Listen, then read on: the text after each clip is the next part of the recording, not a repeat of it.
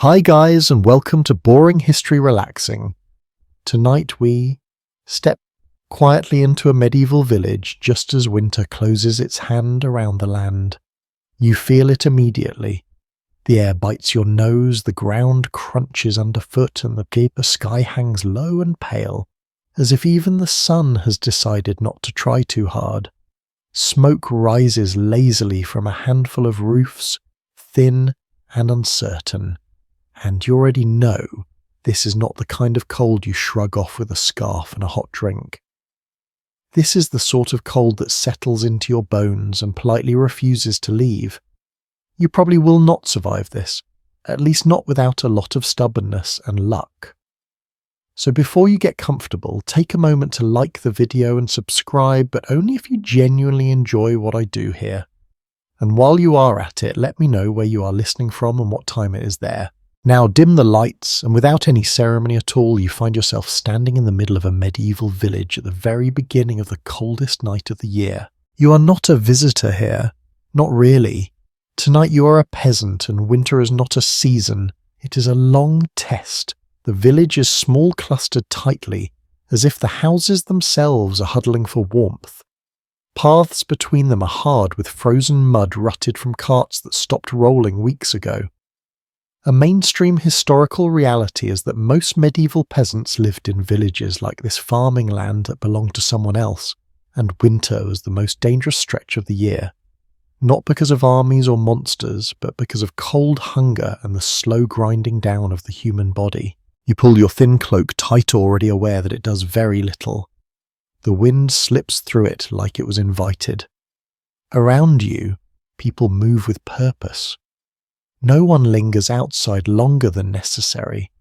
Doors open and close quickly, letting out brief bursts of warmth and light before sealing again. Every movement costs energy, and energy is precious.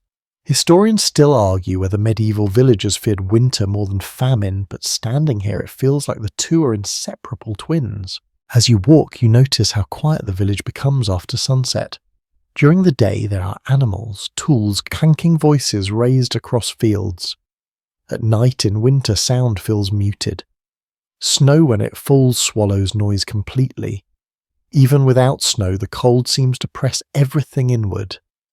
Dogs curl up close to walls. Chickens are already shut away.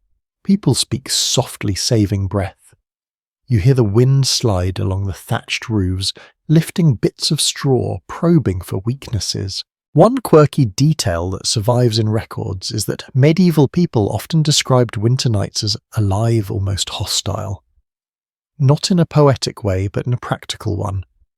The night was when fires went low, when bodies lay still, when cold could creep in unnoticed. You glance at the nearest house. Its walls are made of wattle and daub woven sticks packed with mud and straw. From a modern perspective it looks flimsy, like something a strong kick could ruin. But it is all that stands between a family and the freezing dark. You approach the door. It is low, forcing you to stoop. That is intentional. Smaller openings mean less heat escapes. As you push inside, the smell hits you first. Smoke, damp earth, animals, old wood. It is not unpleasant if you grew up with it, but it is intense. Your eyes sting slightly as they adjust to the dim light. A fire burns in the centre, not roaring, just steady enough to matter. This is another widely accepted fact. Most peasant homes had a central hearth, often without a chimney, and smoke escaped through gaps in the roof. It warmed the space-dried clothing and coated everything in soot.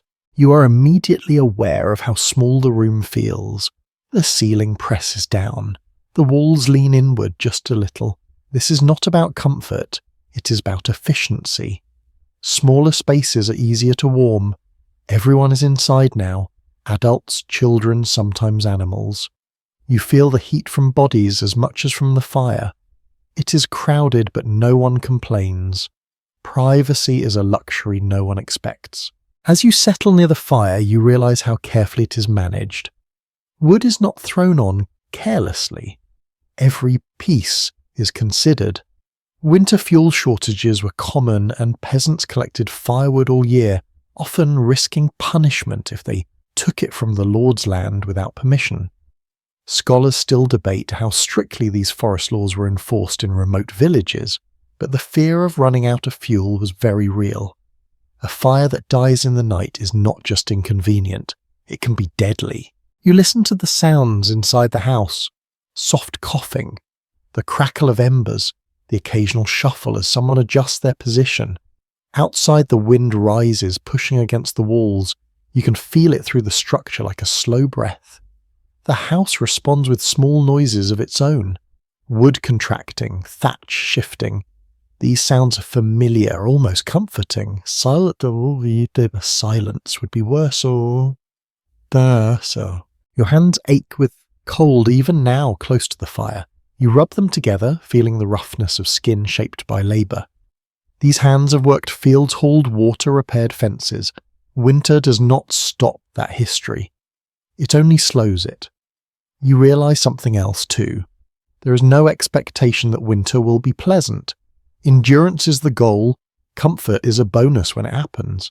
Another detail that often surprises modern listeners is how early people went to bed in winter. Not because they were lazy, but because darkness came early and fuel was limited. Sleep itself became a survival tool. You lie back slightly, already imagining the straw mattress waiting later. Straw that pokes and shifts but traps warmth and lifts you off the frozen ground. Historians still argue whether medieval peasants slept through the night in one long stretch or woke for a quiet period of rest. But either way, night was long and warmth was something you had to plan for hours in advance. As the fire settles into a lower burn, someone adds just enough wood to keep it alive. Not more. Never more. Children are guided closer, tucked between adults. Bodies form a loose circle around the hearth. You notice how naturally everyone positions themselves like animals, instinctively conserving heat. No one needs to explain it. This knowledge is learned early. Outside the village is now fully dark. No lamps line the paths. No distant glow from towns. Just blackness, cold, and the faint outline of roofs against the sky. You understand now that surviving the coldest nights is not about one clever trick. It is about hundreds of small choices repeated every day, passed down quietly. Tonight is just one of many, and you are only at the beginning. The fire pops softly. The house exhales warmth and smoke. You settle in, knowing that sleep will come not because you're comfortable, but because resting is the only way forward. You wake without fully waking, that strange half-awareness where the cold nudges you out of sleep before your thoughts can catch up. The fire has sunk lower, not dead, but no longer generous. The air feels sharper now, and you instinctively pull yourself closer to the nearest warm body. No one speaks. There is an unspoken agreement that night is endured quietly. When morning comes, voices can return. As your eyes adjust, you begin to notice the house itself. Really notice it the way you might if you were stuck inside it for months on end. The walls are uneven, patched in places where last winter found a weakness. Mud mixed with straw, pressed by hand, dried and cracked, then repaired again. This is not shoddy work. It is careful, practical, and shaped by generations who learned exactly how much effort a wall needs to survive a hard season. A commonly accepted historical detail is that most medieval peasant houses were built from materials gathered within walking distance. Timber, clay, straw, stone if you were lucky enough to live near it. Nothing here travelled far. Transport was expensive, slow and dangerous in winter. The house is quite literally made of the land you work, which means it shares the land's strengths and its limits. When the ground freezes, the walls feel it too. You sit up slightly, careful not to disturb anyone. The roof hangs low above you, thatched thickly with straw or reeds. It smells faintly sweet, mixed with smoke. That roof is your shield against snow and rain, but also against heat loss. A thick thatch traps warm air, acting like a heavy blanket pulled over the house itself. Some villagers believe that spirits live in the roof, quietly guarding the family below. It is a comforting thought, even if you do not fully believe it. Historians still argue whether medieval peasants truly understood insulation in a technical sense, or whether they simply followed traditions that worked. Standing here, it hardly matters. The roof does its job most of the time. When it fails, winter wastes no opportunity. You shift your weight and feel the floor beneath you. It is not wood, at least not entirely. Packed earth hardened by countless footsteps. In some homes, straw is scattered across it, replaced periodically. The floor is cold, always cold, which is why no one sleeps directly on it. Raised sleeping platforms, benches, or piles of straw and hides are arranged carefully to lift bodies away from the chill. It is a small difference, but small differences are what keep toes from freezing. One quirky historical tidbit is that some medieval households deliberately let the floor remain slightly damp. The idea was that a bit of moisture kept dust down and reduced fire risk. Of course, it also made the room colder, especially in winter. Comfort is often sacrificed for safety, and safety is never guaranteed anyway. You notice the door again. Thick wood roughly fitted with gaps stuffed by rags or moss. Every crack is an enemy. Wind is patient. It tests the house all night long, sliding fingers through any opening it can find. Blocking drafts becomes a daily ritual in winter. Children are often tasked with pushing fresh straw into gaps, learning early that a warm house is something you maintain, not something you assume. The windows, if they exist at all, are tiny, sometimes nothing more than a shuttered opening. Glass is rare and precious. More often, thin animal hide or oiled cloth covers the space, letting in light but very little warmth. During the day, shutters open briefly. At night, they are sealed tight. Darkness is preferable to freezing. As dawn begins to hint at itself, not with light but with a slight easing of blackness, someone stirs near the fire. A log is nudged into place. Not enough to blaze, just enough to bring life back to the embers. The room warms by a degree or two. You feel it immediately. Your body relaxes just a little. This is how sensitive you have become to temperature changes. Winter sharpens awareness. You think about how these houses cluster together in the village. This is not random. Building close reduces exposure to wind and allows shared walls in some cases. Heat leaks less when homes huddle. It also makes the village feel like a single organism breathing together, surviving together. Scholars continue to debate whether village layout was deliberately planned for warmth or simply grew that way over time, but the effect is undeniable. Outside, the wind pushes against the outer walls, but here inside it loses some of its strength. You hear it less now, more a distant presence than an immediate threat. The house creaks softly, responding like an old companion. You find yourself trusting it, even knowing it could fail. Trust is not about certainty. It is about necessity. Morning finally arrives, grey and thin. Light seeps in through the smallest gaps, revealing soot stains along the ceiling and walls. Those stains are proof of survival. Smoke marks mean fires burned, meals cooked, nights endured. A mainstream historical observation is that smoke damage was common in peasant homes and contributed to chronic respiratory problems. Yet without smoke, without fire, there is no warmth at all. Everything here is a trade-off. People begin to move more freely now, stretching stiff limbs, checking on animals kept inside or just outside the door. The house fills with low conversation. No one complains about the cold. Complaining does not change it. Instead, attention turns to tasks. Water to fetch if it is not frozen solid. Tools to prepare, food to portion carefully. You step outside briefly and feel the contrast immediately. The cold grabs you with both hands. Inside the house now feels warmer than it did at night, even though the temperature has barely changed. Your body has adjusted. You understand something important now. These homes are not warm in an absolute sense. They are warmer than outside, and that is enough. As you step back in, shutting the door quickly behind you, you feel gratitude for walls that block even part of winter's force. This house is not cozy by modern standards, but it stands, it holds, and on the coldest nights that is everything. You notice how everyone's attention keeps drifting back to the hearth, even while hands stay busy with morning tasks. The fire is not just warmth, it is reassurance.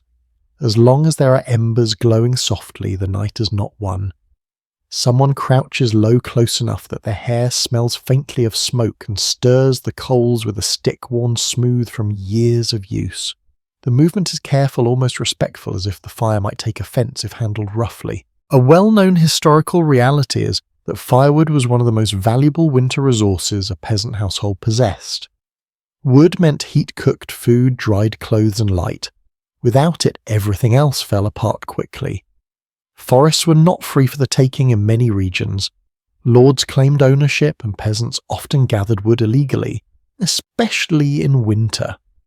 Records from medieval courts quietly reveal how common this was. Hunger and cold do not care much for property laws. You feel the warmth on your face as the fire brightens slightly then settles again. It never roars unless there is a special reason. A roaring fire eats fuel too fast. Instead, this is a slow, patient burn meant to last as long as possible. You learn to read it the way sailors read the sea, the colour of the embers, the sound of the crackle, the way smoke rises or hangs low. These details tell you how the night will go. Historians still argue whether medieval peasants slept better or worse because of central hearth fires. On one hand, warmth made rest possible. On the other, smoke filled the air, stinging eyes and lungs. You cough softly, turning your head away. The smoke curls lazily around the room, finding its way out through the roof, but not before leaving its mark. Everything here is coated in a thin layer of soot. Clothes, walls, skin. It becomes part of you. A quirky detail passed down in some village tradition suggests that families believed letting the fire die completely overnight invited bad luck. Not just cold, but illness, misfortune, even wandering spirits. Whether or not that belief was widespread, the practical truth remains. Rekindling a dead fire in the morning wastes precious time and energy. Keeping embers alive is survival disguised as superstition. As the day wears on, the fire changes roles. In the morning it warms stiff bodies. By midday it dries damp boots and cloaks, hung carefully nearby. In the evening it becomes the heart of the house again, drawing everyone close. Children hover near it, drawn by instinct. Adults keep a watchful eye, knowing how quickly a spark can become disaster. Houses burn easily. Thatch catches fast. Fire gives life and takes it with equal ease. You watch someone add a chunk of peat instead of wood. In some regions, peat was a common fuel cut from bogs in warmer months and stacked to dry. It burns slower than wood, with a different smell, earthy and heavy. Scholars continue to debate how widespread peat use was across medieval Europe, but where forests were scarce, it was a lifeline. You breathe it in, the scent sinking into your clothes. The hearth itself is simple. Stones arranged in a rough circle. No fancy ironwork, no grate, just enough structure to hold the fire in place. Cooking happens here too. A pot suspended over the flames, bread baked on hot stones. Everything revolves around this spot. Without it, the house is just walls and a roof. As evening approaches, again you feel the temperature drop before you see it. The light fades earlier, now slipping away like it has somewhere better to be. Outside the village quiets once more. Inside the ritual repeats. Food is prepared. The fire is fed carefully. The family gathers close. A widely accepted historical observation is that medieval peasants often ate their largest meal in the middle of the day, but in winter evenings mattered too. A warm meal before sleep helped bodies generate heat through the night. You swallow thick stew, simple and filling. It warms you from the inside out, and you understand why spices, when available, were treasured, not just for flavour, but for the illusion of heat they brought. As night deepens, the fire is adjusted again.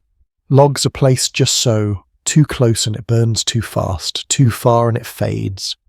This balance is learned through failure, through nights spent shivering, through mornings waking to cold ash. You imagine generations passing this knowledge down without ever writing it down.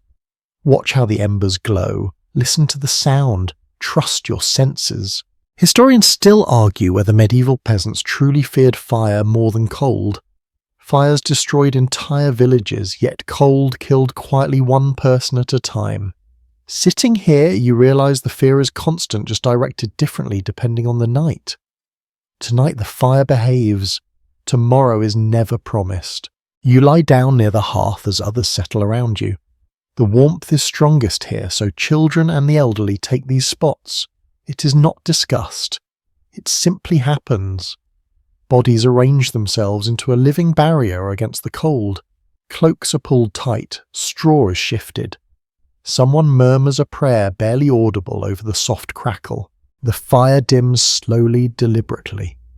Embers glow like tiny suns, holding on as long as they can. The room grows darker shadows stretching across the walls. You feel sleep pulling at you heavier, now more insistent. Your last conscious thought is gratitude. Not for comfort exactly, but for the fragile flame that stands between you and the frozen dark outside. The fire sighs softly and you drift with it, trusting that when morning comes, someone will still be there to stir the coals back to life. You finally lie down, not because you feel ready, but because night leaves you little choice. Sleep in winter is less about comfort and more about strategy. The fire has been reduced again just enough to survive the hours ahead, and the house settles into a low, breathing quiet. You arrange your body carefully, as if positioning yourself just right might persuade the cold to be gentler. It will not, but the ritual matters. Beneath you is straw dry, if you are lucky, flattened by many nights of use. It shifts and crackles softly as you move. The straw mattress is layered over wooden boards or packed earth and sometimes topped with animal skins when a household can spare them. Surviving records make it clear that raised bedding was common among peasants, not out of luxury but necessity. Even a few inches off the ground can mean the difference between numbness and rest. You pull a coarse blanket over yourself. It smells faintly of sheep and smoke. Wool is scratchy, heavy and uneven, but it traps warmth better than most materials available at the time. Linen sheets might exist beneath it, smoother against the skin, but they offer little protection from cold. That is why blankets are stacked. One is never enough. You feel their weight press down, pinning heat close to your body. There is an old belief repeated quietly across generations that sleeping alone in winter is foolish. You understand why now. Bodies give off heat even in stillness, and when people sleep close together, that warmth lingers. You edge nearer to the person beside you, careful and practiced. No one reacts. This is expected. Children are tucked between adults, elders, closest to the fire. It is a pattern shaped by experience, not instruction. Some historians suggest that medieval peasants often slept partially clothed in winter, wearing their day garments to bed. Others point to evidence of people stripping down to avoid dampness from sweat. The truth likely shifted with conditions and custom. Tonight you keep your clothes on. Removing them feels risky. Cold is more frightening than discomfort. Your breath fogs faintly in the dim light. You exhale slowly, trying to match the calm rhythm of those already asleep. Outside, the wind has risen again. You hear it slide along the walls, probing. Inside the house holds but barely. Tiny drafts brush your face, cool fingers slipping through gaps in the walls. Someone stuffed straw into those cracks earlier, but straw compresses, settles. Winter finds a way. An odd detail preserved in some medieval household accounts notes that people sometimes slept with their heads covered, cloaks pulled over faces to trap warmth. It muffles sound and breath, creating a small pocket of heat. You try it now. The air feels warmer almost immediately. Your breathing sounds louder, closer, like waves in a shell. It is strangely soothing. As sleep begins to creep in, your body remains tense. Cold does not allow complete relaxation. Muscles stay ready, alert to discomfort. This half-rest is familiar to peasants, especially during harsh winters. Scholars remain divided on whether chronic cold alters long-term sleep patterns in medieval populations, but it is clear that rest was often broken shallow and carefully managed. At some point in the night you wake again, not fully, just enough to shift to pull the blanket higher to check the fire with one eye half open. The embers still glow faintly. Relief washes through you, quiet and brief. You settle back down. These small awakenings happen without thought. They're as natural as breathing. You hear coughing nearby, someone turns over, straw rustles, a child murmurs in their sleep. These sounds blend together, forming a kind of low lullaby. Silence would be worse. Silence would mean something has gone wrong. You listen for the fire for the house. All seems as it should. There is a persistent myth that medieval peasants simply endured misery without complaint or care. In reality, every night like this is carefully negotiated. Blankets are shifted, bodies repositioned, fires watched. Even in sleep, survival requires attention. You feel oddly proud of how instinctive it has become even after just one night. Toward the deepest part of night, the cold sharpens. This is when fires are lowest, when the world outside is at its darkest. You curl inward, drawing knees toward your chest. This position conserves heat, a reflex shared across cultures and centuries. No one tells you to do it. Your body remembers something older than language. At last, the night begins to loosen its grip, not with warmth, but with a subtle change in air. The cold becomes less aggressive, more static. Dawn is approaching. You sense it before you see it. Someone stirs near the hearth, preparing to coax the fire back into life. Morning always begins this way, quietly, deliberately. You remain still, savouring the final moments of rest. Sleep has not erased the cold, but it has carried you through the worst hours. You realise that surviving the coldest nights is not about conquering winter.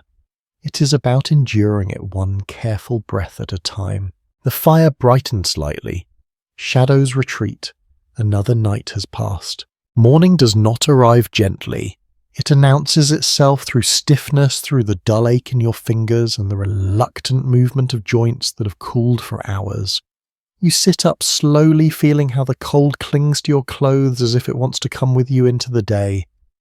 Around you others rise in the same careful way, blinking, stretching, rubbing hands together until feeling return. Clothing is your first real defense now. Not shelter, not fire, but layers.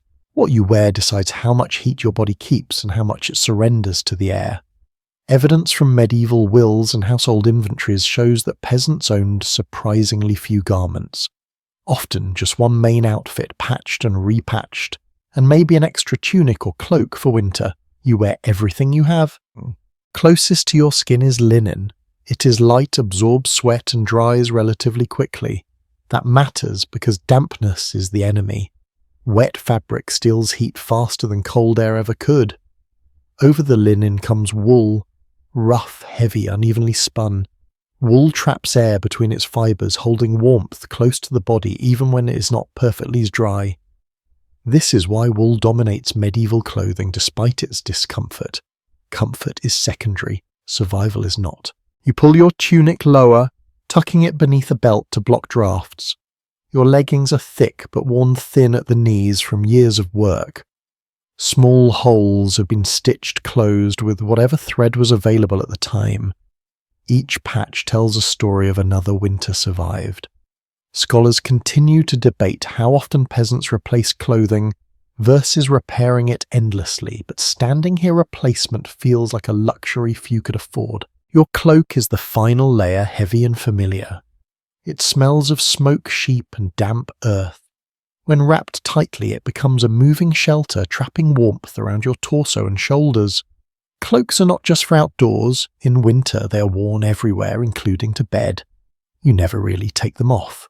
You live inside them. An unusual detail found in some medieval illustrations shows peasants wearing hoods that extend down over the shoulders, sometimes with long trailing ends.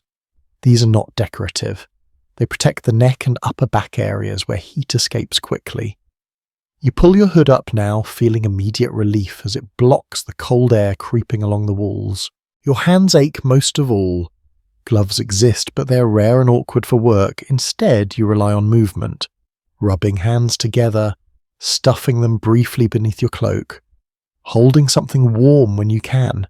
Some communities believe that keeping hands busy helped keep the body warm, and while the reasoning may have been intuitive rather than scientific, it works well enough.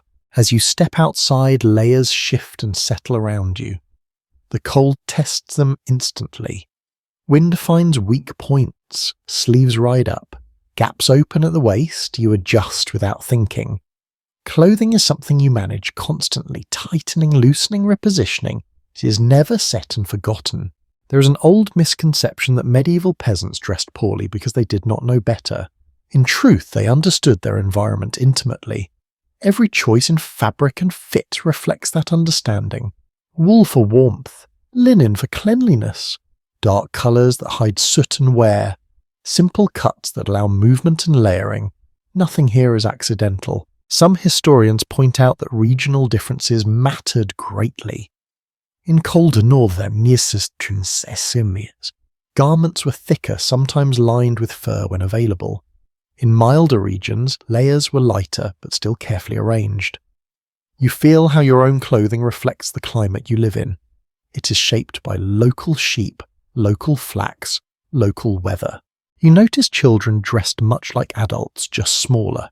There is no separate concept of children's winterwear beyond scaled-down versions of the same garments. Cold does not care about age. Everyone is equally exposed to it. As the day goes on, you warm slightly through movement. Carrying water, feeding animals, repairing tools, the cold recedes a little, but it never disappears. Sweat becomes a concern now. Too much exertion and your clothes dampen. You slow your pace instinctively, balancing warmth against moisture. This balance is learned early. Move enough to stay warm, not so much that you soak your layers. Scholars have never fully agreed on how aware medieval peasants were of the dangers of sweating in cold weather, but practical experience teaches fast lessons. Those who ignored it paid with illness. By late afternoon, the light begins to fade again. You feel fatigue settle into your limbs. Clothing that warmed you during work now feels heavy, stiff. You brush dirt and frost from your cloak before stepping inside, shaking off what cold you can. Layers are loosened slightly near the fire, then tightened again as evening deepens. When night comes, you will sleep in these same clothes, maybe adding a blanket if one is available. There is no separate wardrobe for rest. There is only what you have arranged as wisely as possible. As you settle back toward the hearth, you realize something quietly important. Clothing is not just protection from the cold, it is continuity. The same garments carry you through work, rest, sleep, and waking. They become part of your body, shaping how you move and how you endure. Outside winter presses in once more. Inside, wrapped in layers chosen by necessity and experience, you prepare to face another long night. By the time darkness settles again, warmth is no longer something you create on your own. It becomes something shared. You notice it in small instinctive movements, the way people drift closer together as the fire lowers, how no one claims more space than necessary. Privacy fades in winter. What replaces it is proximity. You sit down among others, knees nearly touching shoulders, brushing. No one apologizes. There's nothing awkward about it. Heat is a communal resource here, like water or grain. One body alone gives off little warmth. Many bodies together change the air itself. The space feels denser, softer somehow, as if the cold has trouble pushing through. Surviving household accounts and village records strongly suggest that medieval peasants commonly slept several people to a bed or at least within arm's reach of one another. This was not framed as hardship. It was simply practical. A lone sleeper wastes heat. A group conserves it. You feel the warmth of the person beside you almost immediately. It seeps through layers of wool and linen, slow and steady. Someone shifts closer, then stills. Children are placed between adults, shielded on all sides. The elderly are guided gently toward the warmest spots closest to the hearth. No one discusses this arrangement. It unfolds the same way every night, shaped by habit and quiet agreement. There is an old rural saying, preserved in later folk collections, that winter teaches people how much they need each other. Whether that phrase truly dates back to the Middle Ages is uncertain, but the sentiment fits. Alone, the cold feels sharper. Together, it softens just enough to endure. As you settle in, you become aware of breathing. Not just your own, but the slow rise and fall of those around you. The rhythm is calming. Shared warmth brings shared stillness. The house seems to breathe with you now, less creaking, more settled. Some scholars remain divided on whether medieval villagers consciously understood the physics of shared body heat or simply followed tradition. From the inside, it feels irrelevant. Your body responds regardless. Muscles loosen slightly, fingers regain a bit of feeling, even your thoughts slow down. A lesser-known detail from monastic critiques of peasant life mentions concern over mixed sleeping arrangements, especially in winter. Moralists worried about temptation and impropriety. Yet those same texts often admit that cold left little choice. Survival took priority over ideals, especially when temperatures dropped well below freezing. You tuck your hands beneath your cloak, resting them against your chest or stomach where warmth is strongest. Someone nearby does the same. Another curls their feet closer to the group. These movements are subtle, almost unconscious. Over time, bodies arrange themselves like pieces of a puzzle, minimizing exposed edges. Outside, the wind presses against the village again. You hear it faintly, but it feels farther away now. The clustered houses, the shared walls, the shared warmth inside them all work together. One household alone struggles. A village together stands a better chance. You notice how children fall asleep fastest. Their breathing deepens, heads resting against adult shoulders or arms. Adults remain awake longer, not out of worry exactly, but responsibility. Someone always listens for changes, a sudden gust, a shift in the fire, a cough that sounds different than before. An interesting note from later medieval medical writing suggests that sleeping close to others was believed to balance bodily humours during winter, preventing excess cold and dryness. The theory may be outdated, but the practice works well enough. You feel less chilled than you did alone. At some point you drift closer without realising it. A shoulder becomes a pillow. A cloak overlaps another. Heat pools in the centre of the group. The edges remain cold, but you are no longer on the edge. The night deepens. The fire dims again. Still the warmth holds. Not strong, not luxurious, but steady. Enough. You realise that much of winter survival depends on this word. Enough food, enough fire, enough warmth. Rarely more than that. You wake briefly when someone shifts, then settle again. The interruption barely registers. Shared sleep is lighter, but also safer. Many eyes, many ears. If something goes wrong, someone will notice. As the cold reaches its sharpest point, you curl slightly inward, mirroring those around you. The group tightens without thought. Heat is conserved, breathing sinks. The house feels smaller but safer. Eventually the cold eases its grip just a little. Not warmth yet, but less hostility. Dawn is not far off. Someone near the hearth stirs, preparing to bring the fire back to life. You remain still, cocooned in shared warmth, understanding now that surviving the coldest nights is rarely a solo effort. It is a quiet collaboration repeated night after night, held together by bodies, breath and trust. When you wake again, it is not from cold this time, but from smell. Warm animal, unmistakably alive. You open your eyes slowly and remember where you are. The livestock. They're closer than you might like, but closer than you can afford to ignore. In winter, animals are not just property or food waiting patiently for spring. They are part of the system that keeps you warm. You sit up and glance toward the far side of the house, or sometimes just beyond a thin wall or low partition. A cow shifts her weight hooves, scraping softly against packed earth. A goat bleats once, then settles. Chickens murmur in their sleep. The sound is oddly comforting. Living things mean warmth, breath, and the promise that the night has not claimed everything. Material evidence from excavated medieval villages shows that humans and animals often shared structures during winter months. Sometimes they lived under the same roof, sometimes in attached byres, sometimes separated only by wooden planks and wishful thinking. This arrangement was not born of affection. It was calculated.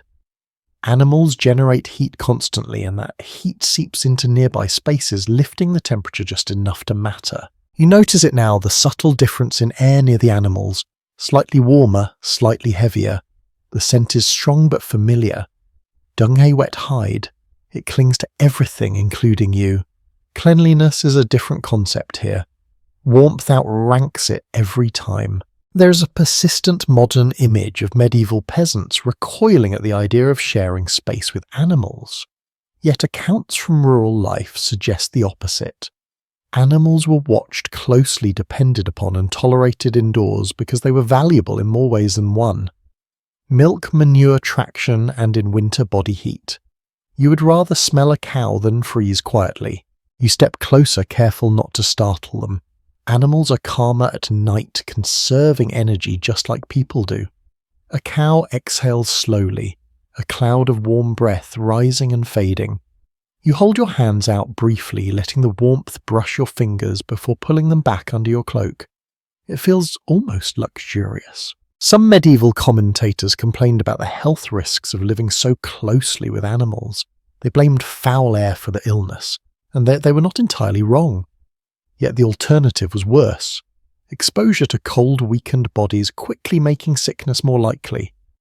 Between cold and stink, the choice was obvious. An intriguing detail found in a handful of rural tax records notes fines for peasants who let animals wander too freely indoors, damaging structures. This suggests that while animals were welcomed for warmth, boundaries still mattered. You keep them close but not destructive. Balance again. Always balance. As dawn approaches, animals stir before people do. They sense light earlier, perhaps, or simply follow their own rhythms. A cow shifts, a goat stamps, chickens begin to rustle. Their movement brings a slight increase in warmth, like turning up a dial just a notch. You feel it through the soles of your feet. You remember hearing that some villages believed animals could sense harsh weather before humans. A sudden restlessness among livestock was taken as a warning of coming storms or colder nights. Whether this belief held any predictive truth is uncertain, but it made people attentive. You watch them closely now, reading their behaviour like another weather sign. As the house wakes fully, someone begins tending to the animals. Hay is adjusted, water checked for ice. These tasks happen before anything else. Animals are an investment, and winter losses can be devastating. You feel the seriousness in every movement. There is no casual care here. Researchers examining seasonal mortality patterns in medieval agrarian communities often point out that livestock survival closely tracked human survival. When animals died in large numbers, people soon followed. Less food, less labour, less warmth. Keeping animals alive through winter was not optional, it was essential. You help as much as you can, moving slowly to conserve heat. The animals accept your presence, familiar and expected. You scratch a goat behind the ear absent-mindedly, receiving a brief startled look before she relaxes again. Contact like this is ordinary, unremarkable. Comfort is found in routine. Outside, frost coats everything in white silence. Inside, breath and movement keep the cold from settling fully. The house feels like a shared shelter in the most literal sense. Humans and animals bound together by weather they cannot control. As the morning progresses, animals may be led out briefly if conditions allow, but often in the coldest stretches they stay in. The air grows thick. Smoke breath and animal warmth mix together. You feel drowsy again even after waking. Heat does that. It lulls. There is ongoing disagreement among historians about how widespread full cohabitation with animals was across different regions. Climate, architecture, and local custom all played a role. But here in this village on this winter morning, the practice makes perfect sense. You step back toward the hearth, warmth on one side, animals on the other. The cold has fewer places to attack now. It presses from outside, but inside life pushes back. You realise that surviving winter is not about isolating yourself from nature.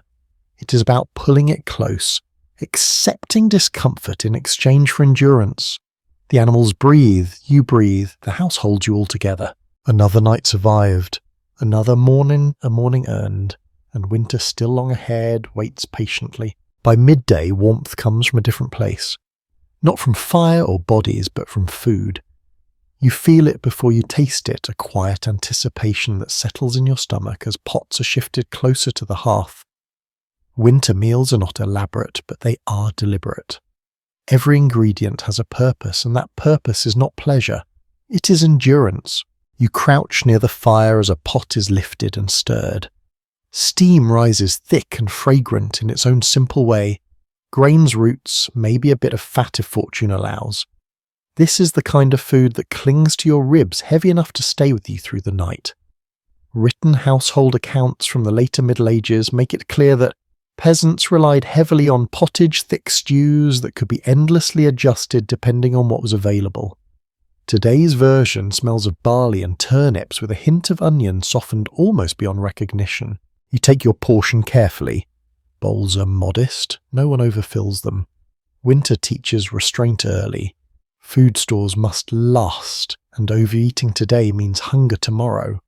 Still as you lift the bowl, warmth seeps into your hands and you pause just to feel it. Heat travels upwards slowly like reassurance. As you eat, you notice how the meal changes your body almost immediately. Fingers loosen, shoulders drop, breathing slows. This is not imagination.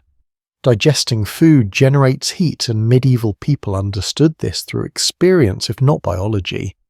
Cold nights demanded full stomachs. There is a reason evening meals, even when smaller than midday ones, were still important in winter. Some researchers suggest that peasants favoured warm foods almost exclusively during cold months, avoiding cold leftovers when possible. Whether this was a conscious choice or simply habit is uncertain, but sitting here you would not willingly anything chilled. Warmth belongs inside you now. There is a small, often overlooked detail noted in a handful of village customs. Spices, when available, were believed to warm the body beyond their actual temperature. Pepper, mustard, garlic. These were not just flavourings. They were seen as internal fires coaxing heat from within. You taste a sharpness in the stew today, faint but noticeable. It might be mustard seed crushed sparingly. It makes your mouth tingle, and for a moment you feel warmer than before. Bread accompanies the stew, dense and dark. Made from rye or barley, more often than wheat, it is heavy enough to double as fuel. You chew slowly, savouring its solidity. Bread like this does not crumble easily. It lasts. That is the point. Archaeological analysis of medieval teeth shows significant wear, a silent testament to the toughness of everyday food. Yet those same remains often indicate relatively consistent calorie intake among peasants, at least in average years. Winter did not always mean starvation. It meant careful management. You notice how children are fed first, then the elderly, then everyone else. This order is not spoken aloud, it is simply followed. Fat and meat, when present, are distributed deliberately. A small piece of pork fat melts into the stew, disappearing almost entirely, but its energy remains. Fat is prized in winter. It burns slow and steady inside the body as much as in the pot. As bowls empty, you resist the urge to scrape for more. There might be seconds later, but then there might not. Hunger is something you live alongside, not something you banish completely. You drink warm liquid from your bowl, savouring the last heat. The fire crackles softly, approving. Outside daylight is already beginning to fade again. Winter days are brief and unforgiving. You feel the clock ticking in your bones. Food eaten now must carry through hours of cold and stillness.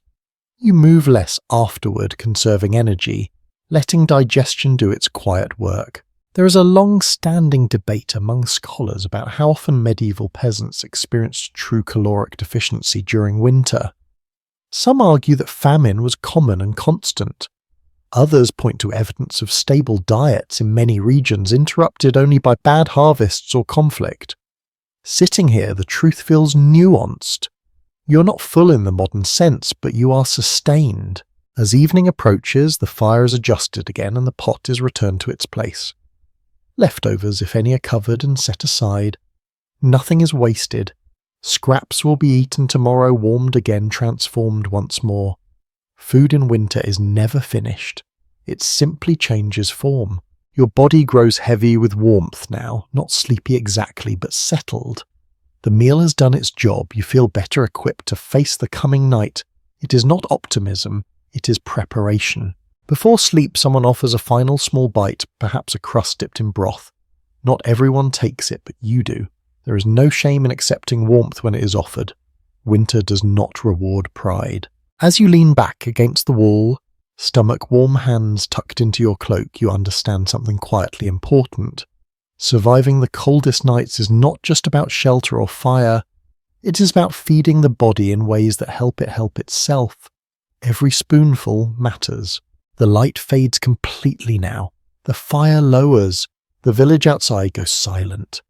Inside, warmed by shared food and careful planning, you prepare to sleep again, knowing that tonight at least hunger will not wake you. As night settles in once more, the warmth from your meal begins to fade, replaced by a quieter awareness that food is not infinite. Winter sharpens this awareness. You feel it in the way bowls are stacked carefully, in how crumbs are brushed into a corner of a cloth instead of onto the floor. Nothing edible is treated casually. Every bite represents time bought from hunger. Rationing is not announced. There is no formal counting allowed. It happens through habit and shared understanding. You know how much grain remains in storage without needing to see it. You feel it in the size of portions, in the thickness of the stew, in the way fat is stretched thinner as weeks pass. This knowledge lives in the body as much as the mind. Surviving account books and manorial records indicate that peasants planned winter food supplies months in advance, setting aside grain, legumes and preserved vegetables after harvest. What we know with confidence is that most families entered winter with a clear sense of how long their stores needed to last. The margin for error was small. A spoiled barrel, a hungry neighbour, a longer than expected cold spell could tip everything out of balance. You help check the stores, now lifting a lid, peering inside. Grain smells dry and faintly dusty, that is good. Dampness would ruin it quickly. Root vegetables are inspected, any signs of rot cut away immediately. Preservation is a daily task, not something finished in autumn and forgotten. There is a persistent image of medieval peasants starving constantly through winter. The reality is more uneven. Some years are manageable, others are brutal. Academic interpretations remain split on how frequently true famine struck average villages, but everyone agrees that hunger hovered close enough to shape behaviour even when bellies were not empty. An odd custom remembered in later rural folklore describes families hiding a small reserve of food, sometimes called the hunger loaf. It was not to be touched unless conditions became dire. Whether this practice was widespread or symbolic is unclear, but the idea resonates. You feel the temptation to save something, anything, against an unknown future. Children ask for more food less often now. They learn quickly. Hunger becomes familiar, not dramatic, a dull presence rather than a crisis. You notice how adults eat slowly, stretching the experience, letting warmth linger as long as possible. Eating fast would end the comfort too quickly. As the fire burns lower, conversation turns quieter. People speak of the weather, of how long winter might last. Snowfall is discussed with the seriousness of a forecast and the resignation of something uncontrollable. Someone mentions a past winter harsher than this one. The memory hangs in the air, heavy and instructive.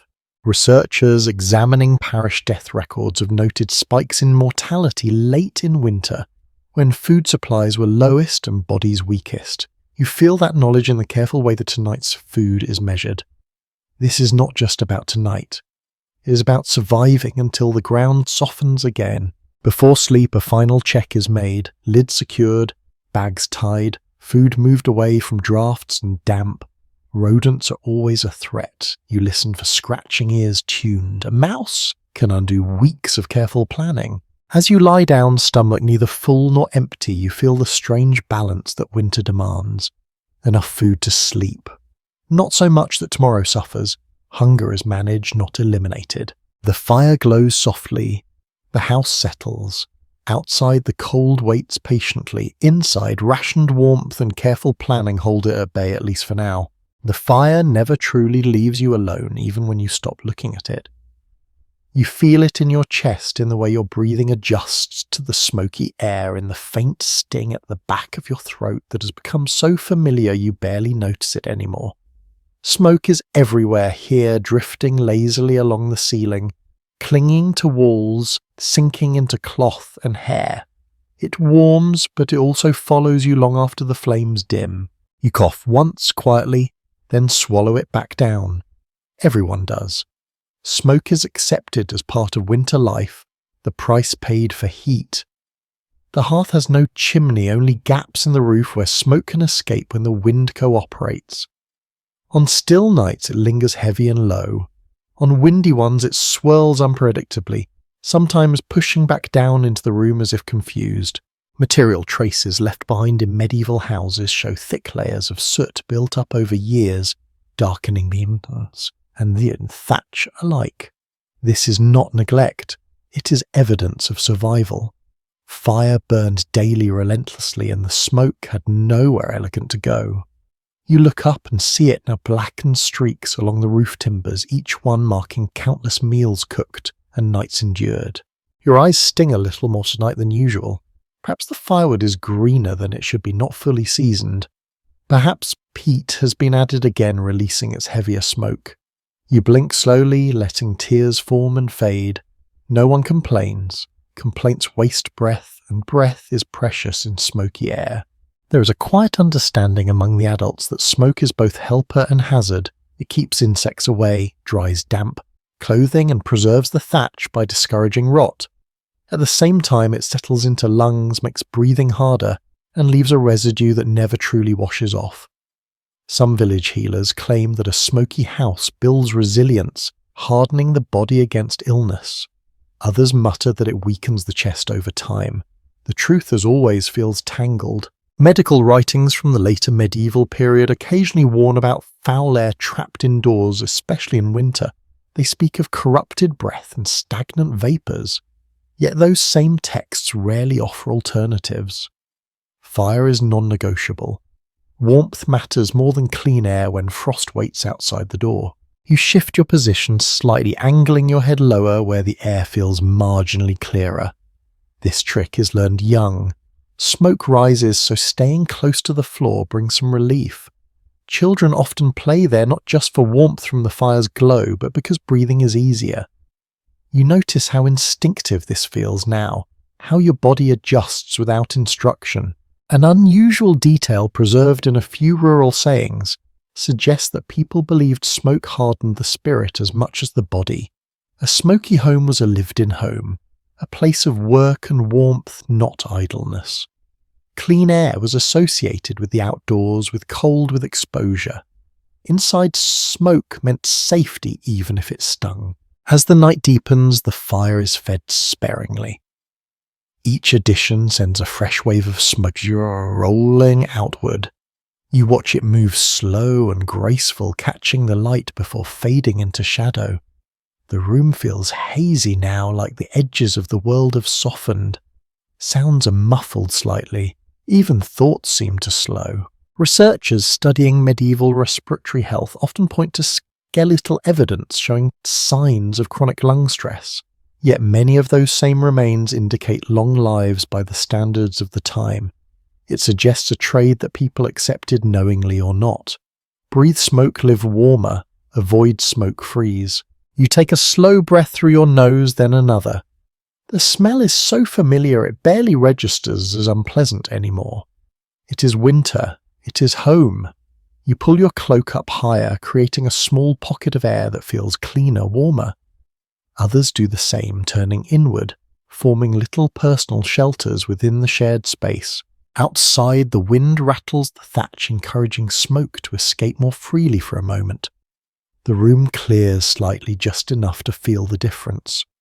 Someone murmurs approval, a sound halfway between a sigh and a laugh. Relief can be that small. You think briefly about how future generations might judge this life. The smoke, the closeness, the constant negotiation with discomfort. It would be easy to call it miserable. Yet lying here warm enough, surrounded by breathing bodies, you feel something steadier. Endurance, familiarity. The kind of comfort that comes not from ease, but from things working well enough. As sleep returns, your breathing grows shallower, slower. Smoke drifts above you harmless, now part of the ceiling of your world.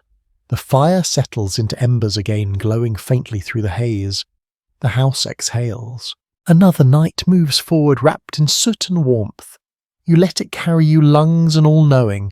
That morning will come with its own adjustments, its own compromises. For now, the air holds the fire lives and winter waits outside where it belongs. By the time the fire settles into its quietest glow, you become acutely aware of the air itself. Not the smoke this time, but the way cold tries to sneak in thin and persistent like water, finding cracks in stone. You feel it along your ankles first, then around your shoulders, slipping in through gaps so small they are nearly invisible. Winter is patient.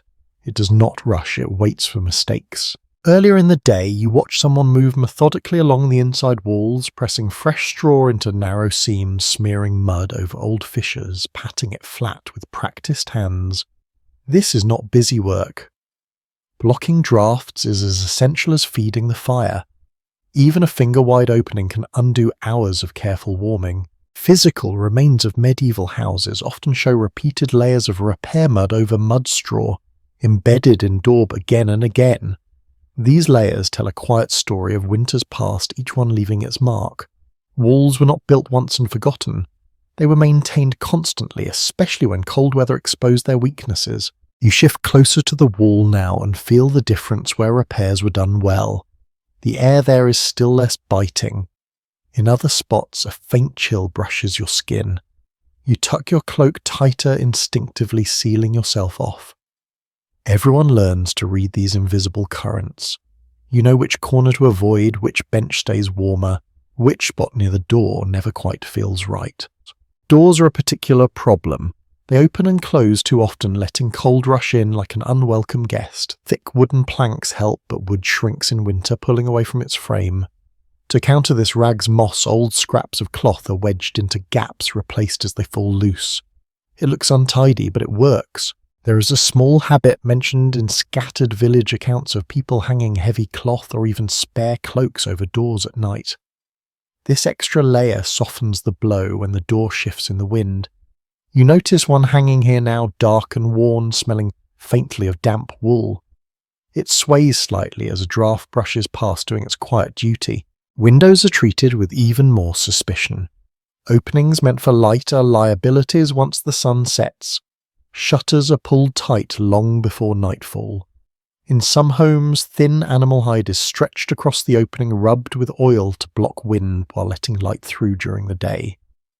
Tonight it stays covered, darkness preferred to cold. The arrangement of the house itself helps. Low ceilings trap warmth. Narrow rooms limit the volume of air that needs heating. Corners are rounded with extra daub where possible, reducing spaces where cold can linger. These choices were not made for beauty. They were made because they worked. There is no single agreement among researchers about how much medieval builders consciously designed homes for heat retention versus simply following tradition. Yet the result is clear enough. These structures, humble as they appear, function surprisingly well in harsh weather, provided they are cared for. As the night deepens, you hear the wind rise again outside. It presses against the walls, testing them, searching. Inside the house answers with soft creaks and groans, settling into itself. The sound is oddly reassuring. A house that speaks is a house that still stands. You press your palm against the wall near where straw was packed earlier. It feels cool, but not freezing. The cold is slowed, dulled. That is all you can ask for. Absolute warmth is a fantasy. Delayed cold is victory. Someone gets up quietly and checks the door, adjusting the hanging cloth, nudging a bundle of rags back into place. This happens without comment, like adjusting a blanket around a sleeping child. Maintenance never stops in winter. You rest only because others stay alert. An overlooked detail in some medieval building advice texts suggests that families sometimes rearranged furniture, seasonally moving benches and sleeping platforms away from drafty areas once winter arrived. You realize now why the room feels different than it did in warmer months. Everything has shifted inward toward the safest center. As you settle again, you feel less exposed. The cold is still there pressing, but it has fewer paths inside. The air around you feels steadier, less restless. You breathe more easily, muscles unclenching just a bit. Outside, frost thickens on the ground. Inside, layers of mud, straw, cloth and care hold the line. You understand now that warmth is not just generated, it is defended. Sleep comes more easily tonight, not because the cold has vanished, but because it has been managed. You drift off listening to the wind, lose interest, frustrated by walls that refuse to give in. Night deepens, and with it comes a different kind of awareness. The world outside has gone silent in a way that feels deliberate, as if sound itself has been frozen. Inside the house, every small noise stands out. A log shifts in the hearth. Straw rustles as someone adjusts their weight. Wood contracts with a faint pop as the temperature drops further. You listen without trying to. Winter trains your ears. The sounds outside are fewer but sharper. Wind moves through bare branches, producing a low, hollow sigh. Somewhere in the distance, an animal cries out, brief and uneasy, then nothing. You imagine wolves on the far edges of the fields, moving carefully, conserving energy just like you are. They are not a constant threat, but their presence is felt. It reminds you that winter strips life down to essentials. Inside the house speaks more often. The roof creaks softly. A beam settles. These are not alarming sounds. They are familiar, almost comforting. A silent house would worry you more. It would suggest that something is wrong, that the structure has given up resisting the cold and is simply waiting. You lie still, wrapped in layers, and notice how the sounds blend together. The crackle of embers becomes rhythmic. Breathing sinks around you. Even the wind seems to settle into a pattern. It is easier to sleep when the world feels predictable, even if it is harsh.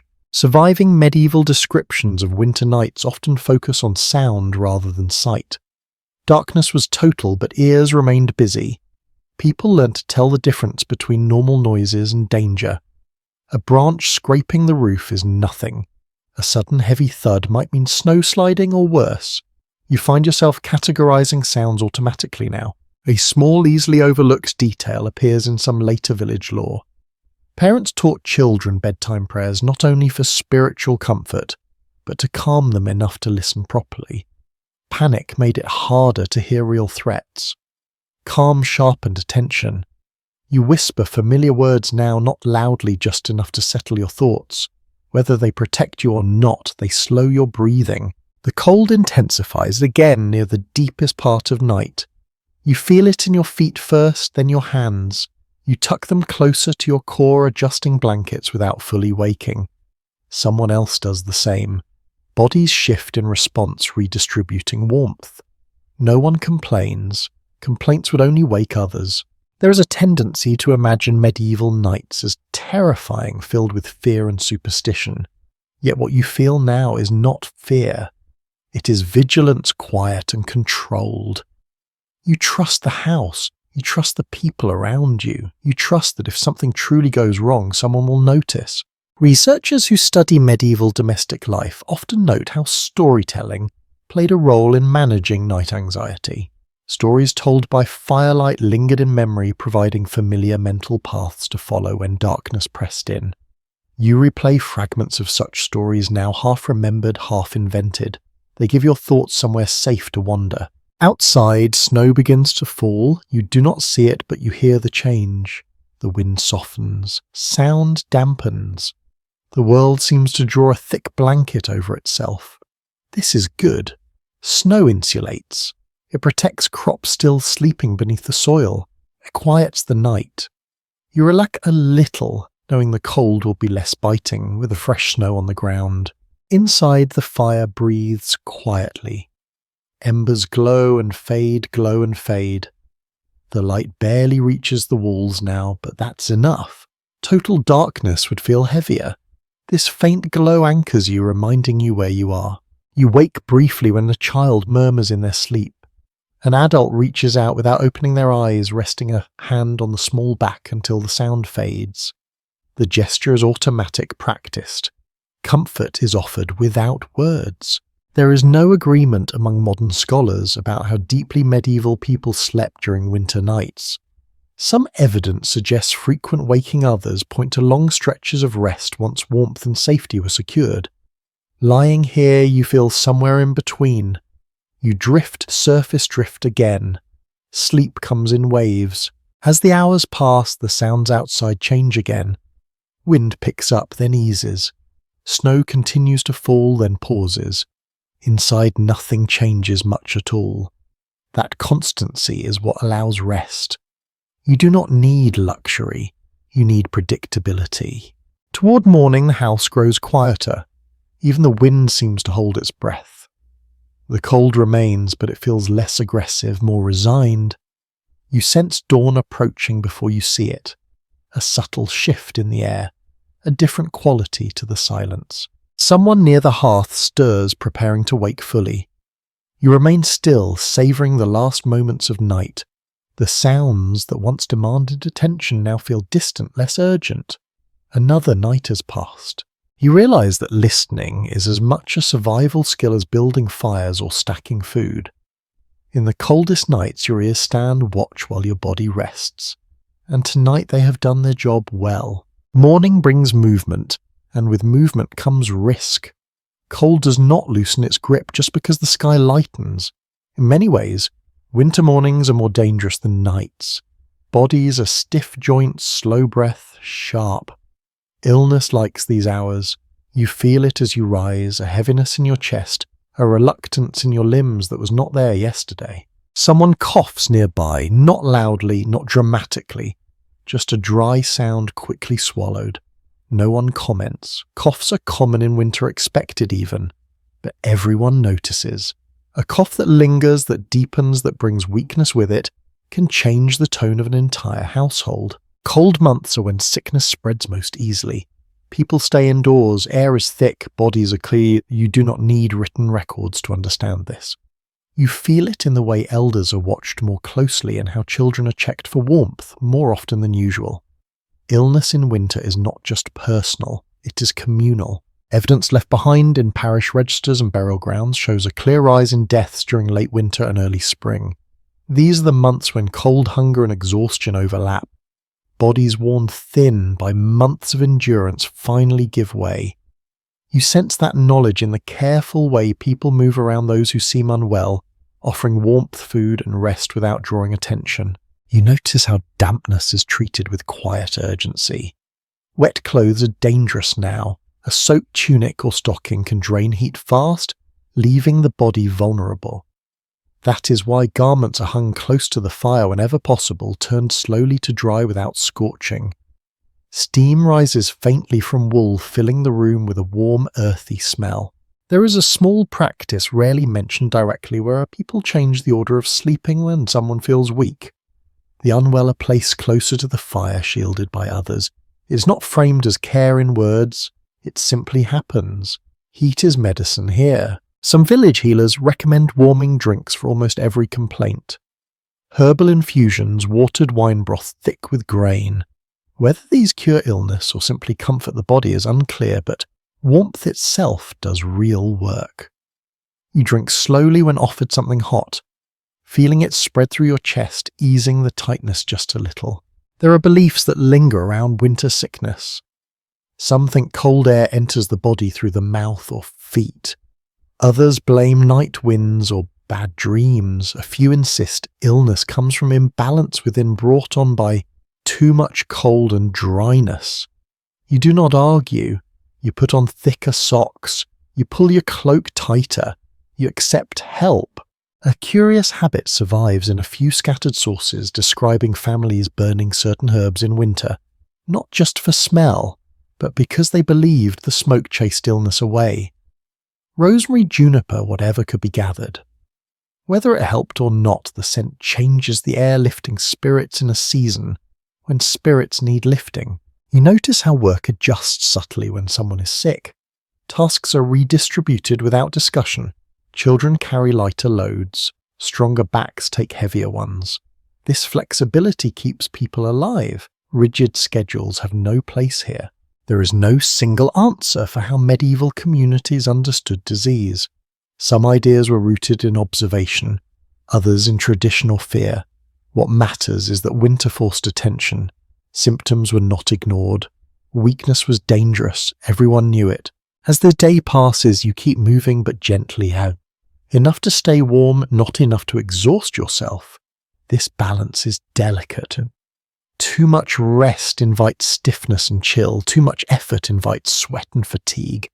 You watch others navigate it with ease born of repetition. By evening, the fire becomes central again, not just for warmth, but reassurance.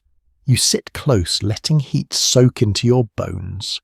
The cough from morning has faded, or at least quieted.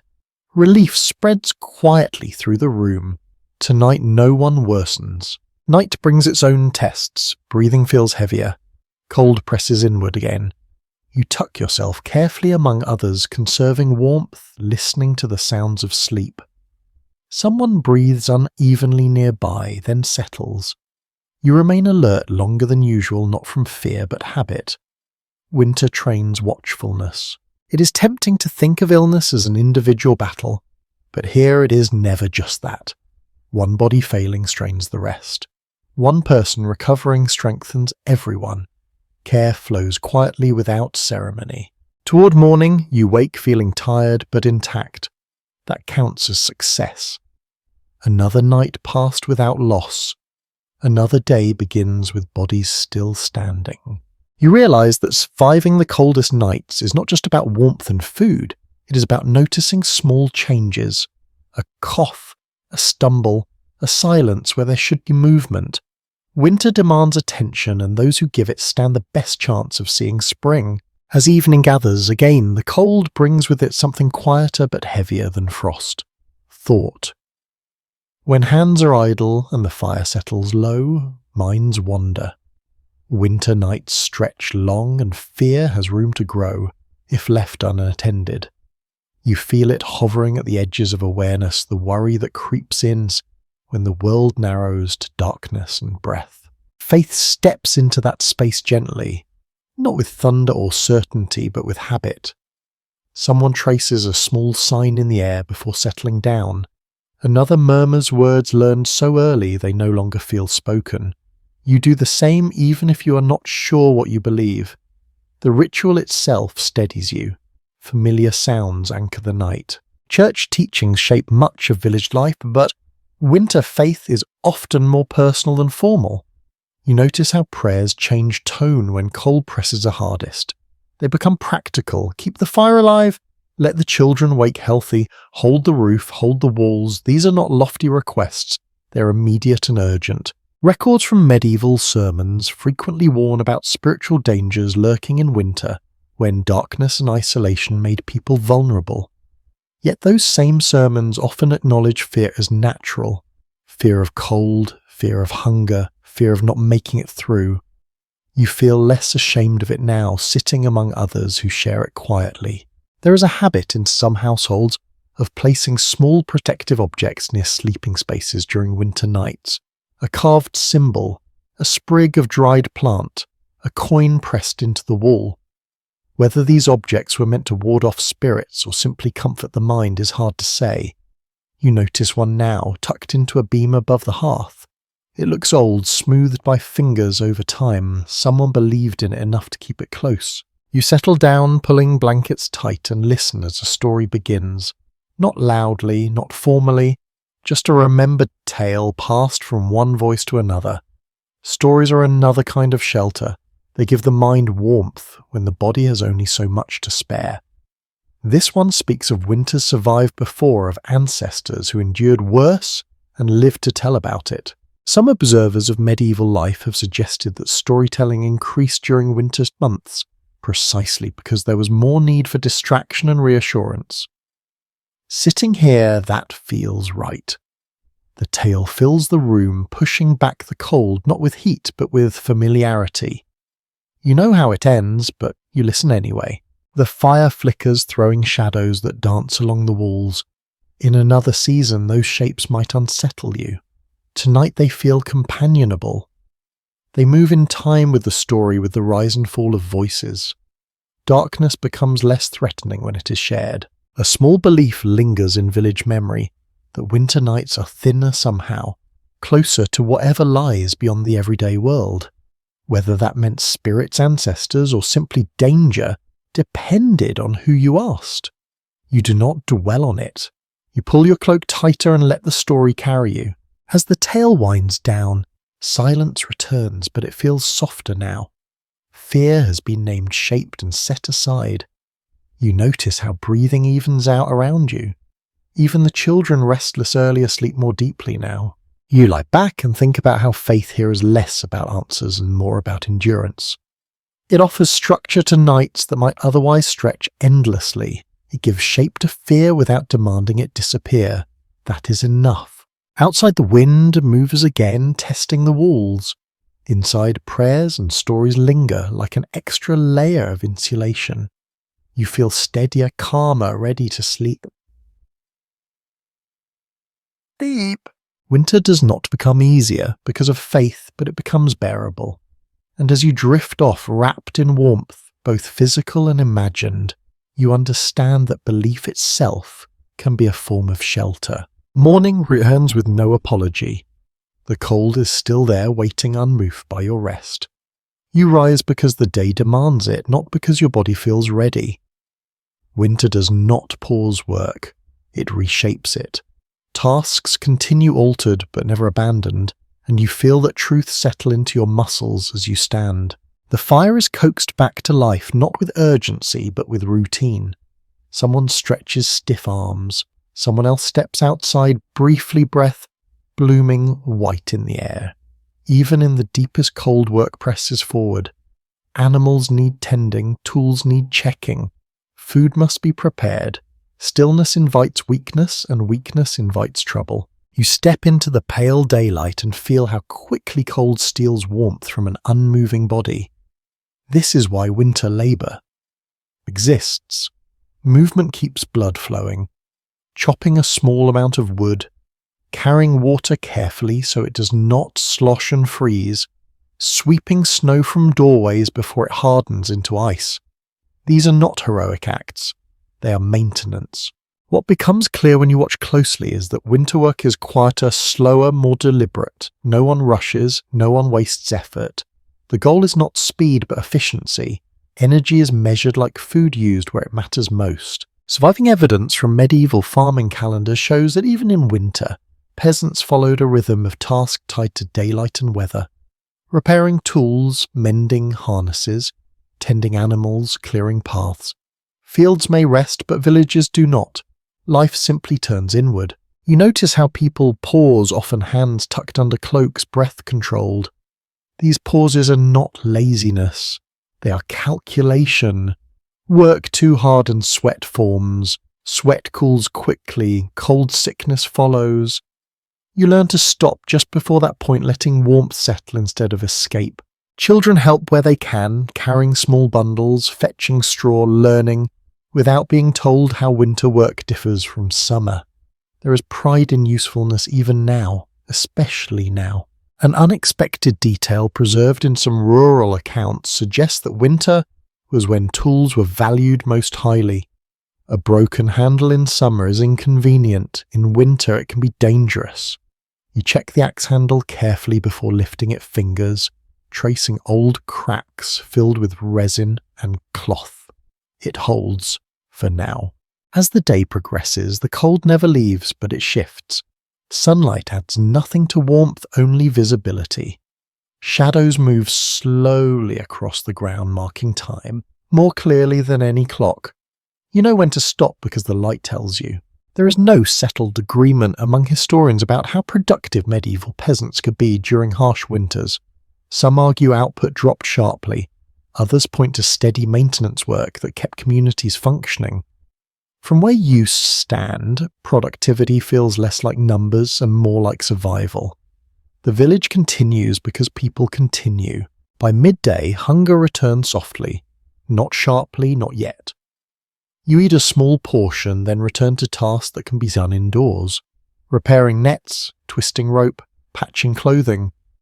Winter work often happens close to the fire, hands busy while bodies stay warm. Productivity adapts to temperature.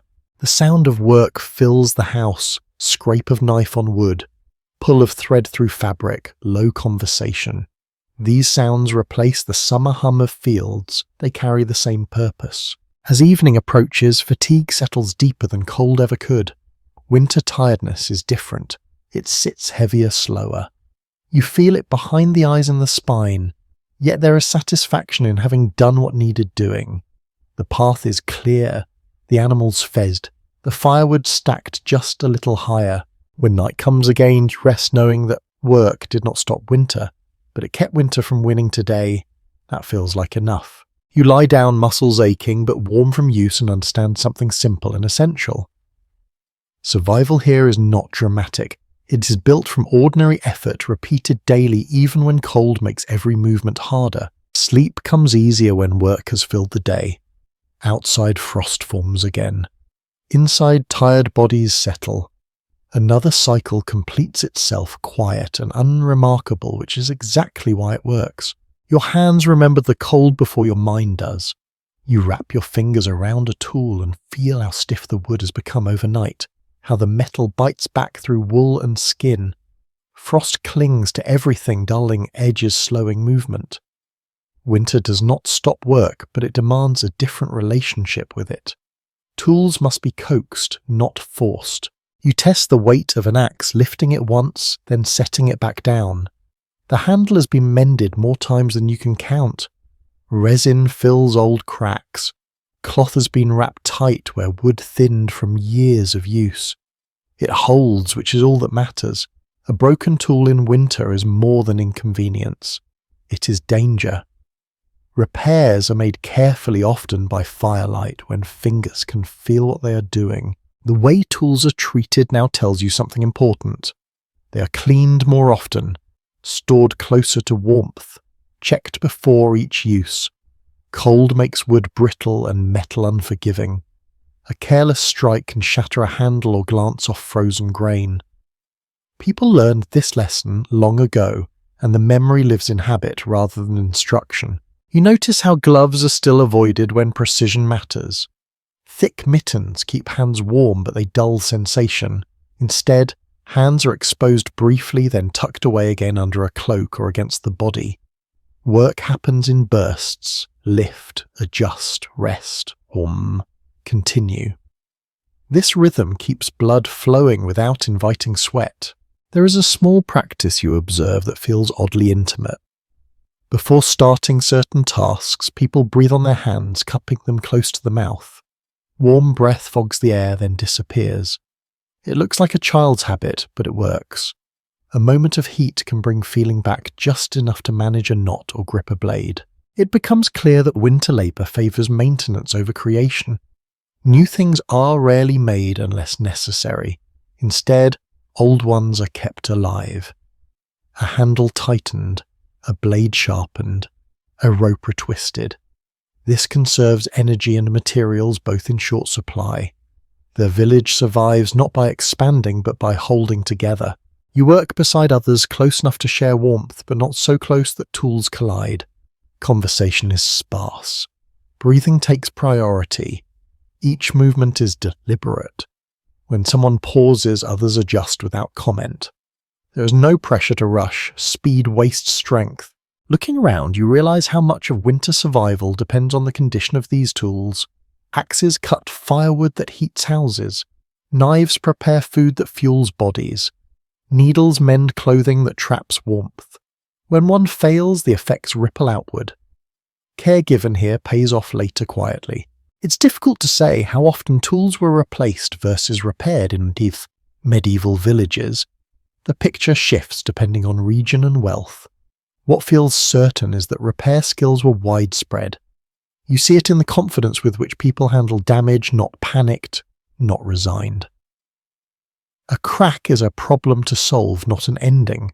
As the day wears on, the cold creeps back into your fingers between tasks. You pause, often warming hands near the fire, then returning to work. Others do the same. The house fills with the soft sounds of maintenance, scraping, tapping, twisting fibres together. These sounds are steady, reassuring. There is a quiet satisfaction in this kind of work. Nothing dramatic changes, yet everything improves just enough. Tools feel safer. Clothing holds better. The village is slightly more prepared for the night ahead. Winter rewards this kind of thinking, the long view rather than quick results. A curious detail surfaces as you work. Someone ties a strip of cloth around a tool handle not to repair it but to mark it. In low light, in cold numbness, familiar textures matter. A wrapped handle feels different, easier to identify without looking. It is a small adjustment, but it makes work smoother. By afternoon, fatigue settles into your arms. Not exhaustion, just a deep heaviness.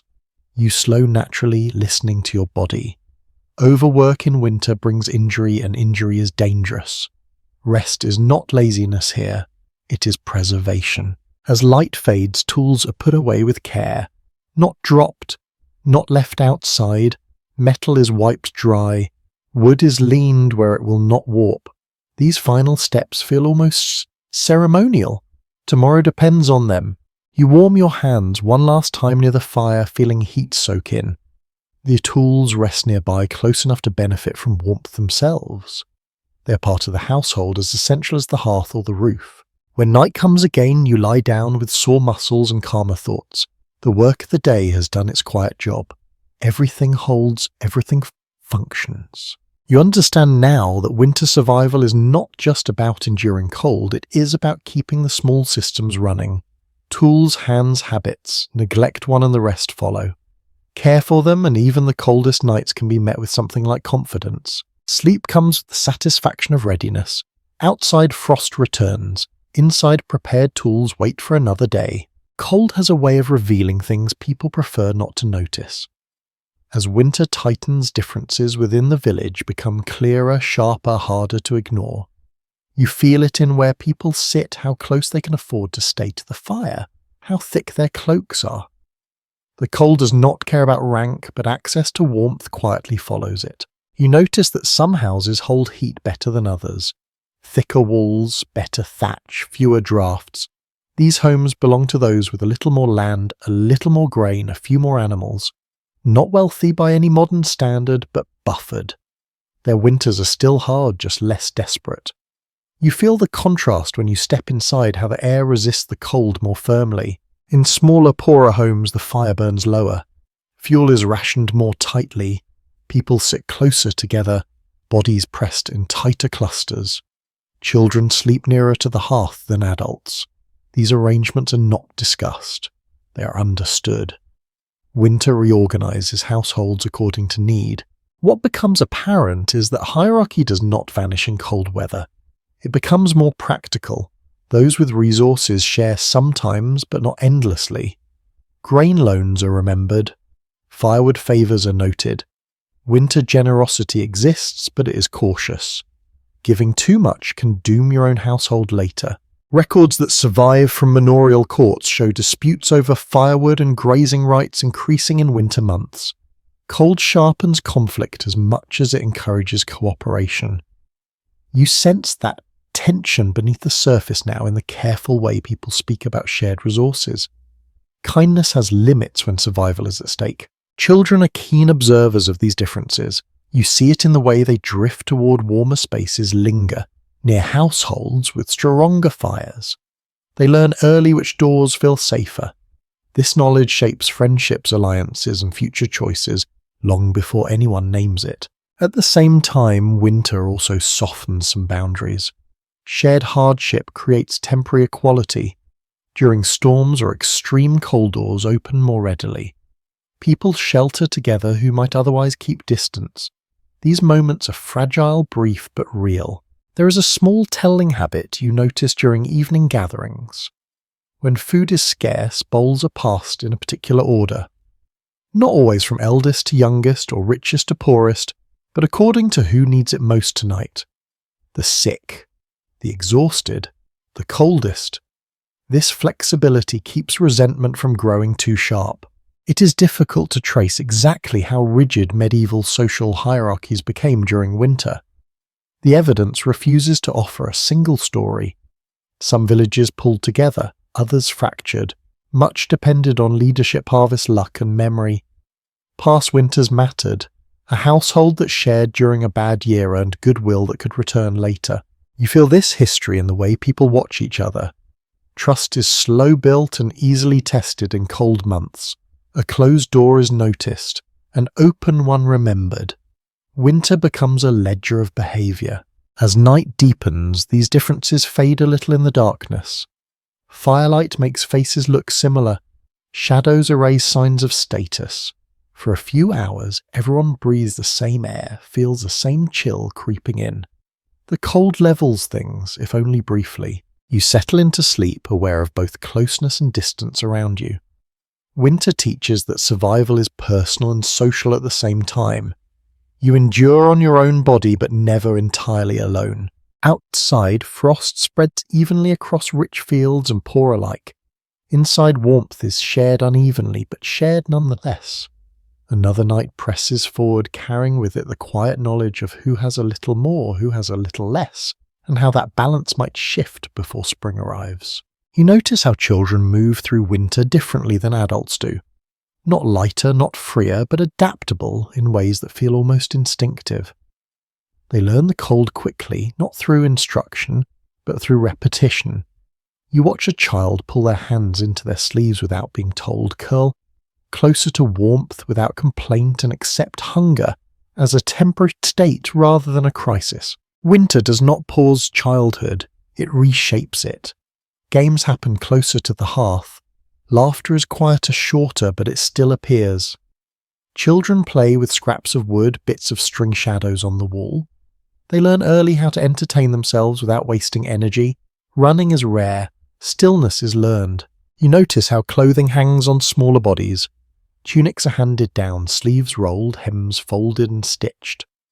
Growth is expected, planned for. There is no rush to replace garments that can still serve another winter. Patches appear quickly on children's clothes, sometimes faster than on adults. Children fall, crawl, wear through fabric faster. Repairs follow close behind. There is something revealing in how children are positioned at night. Always near warmth. Always protected by older bodies. This is not sentimentality.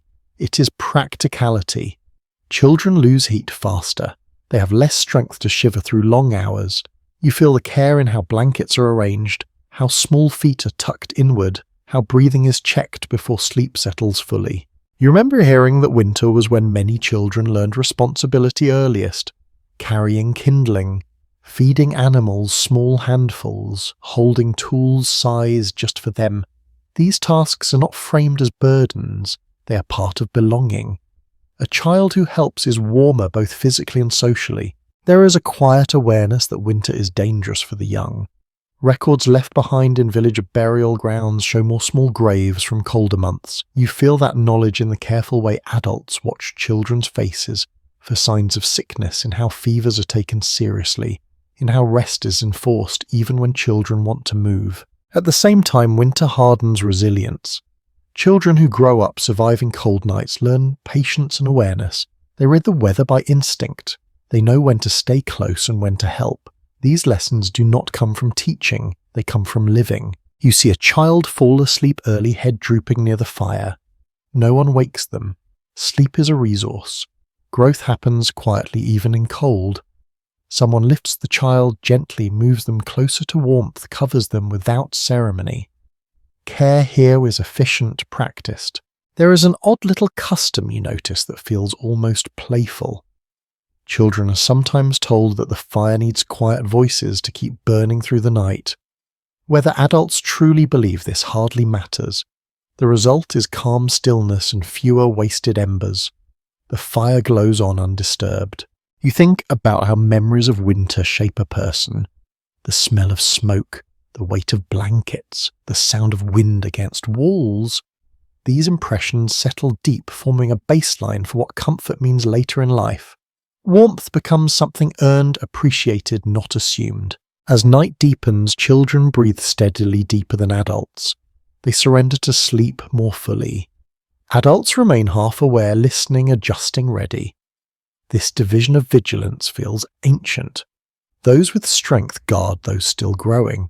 Morning will bring work again, and children will rise stiff but willing.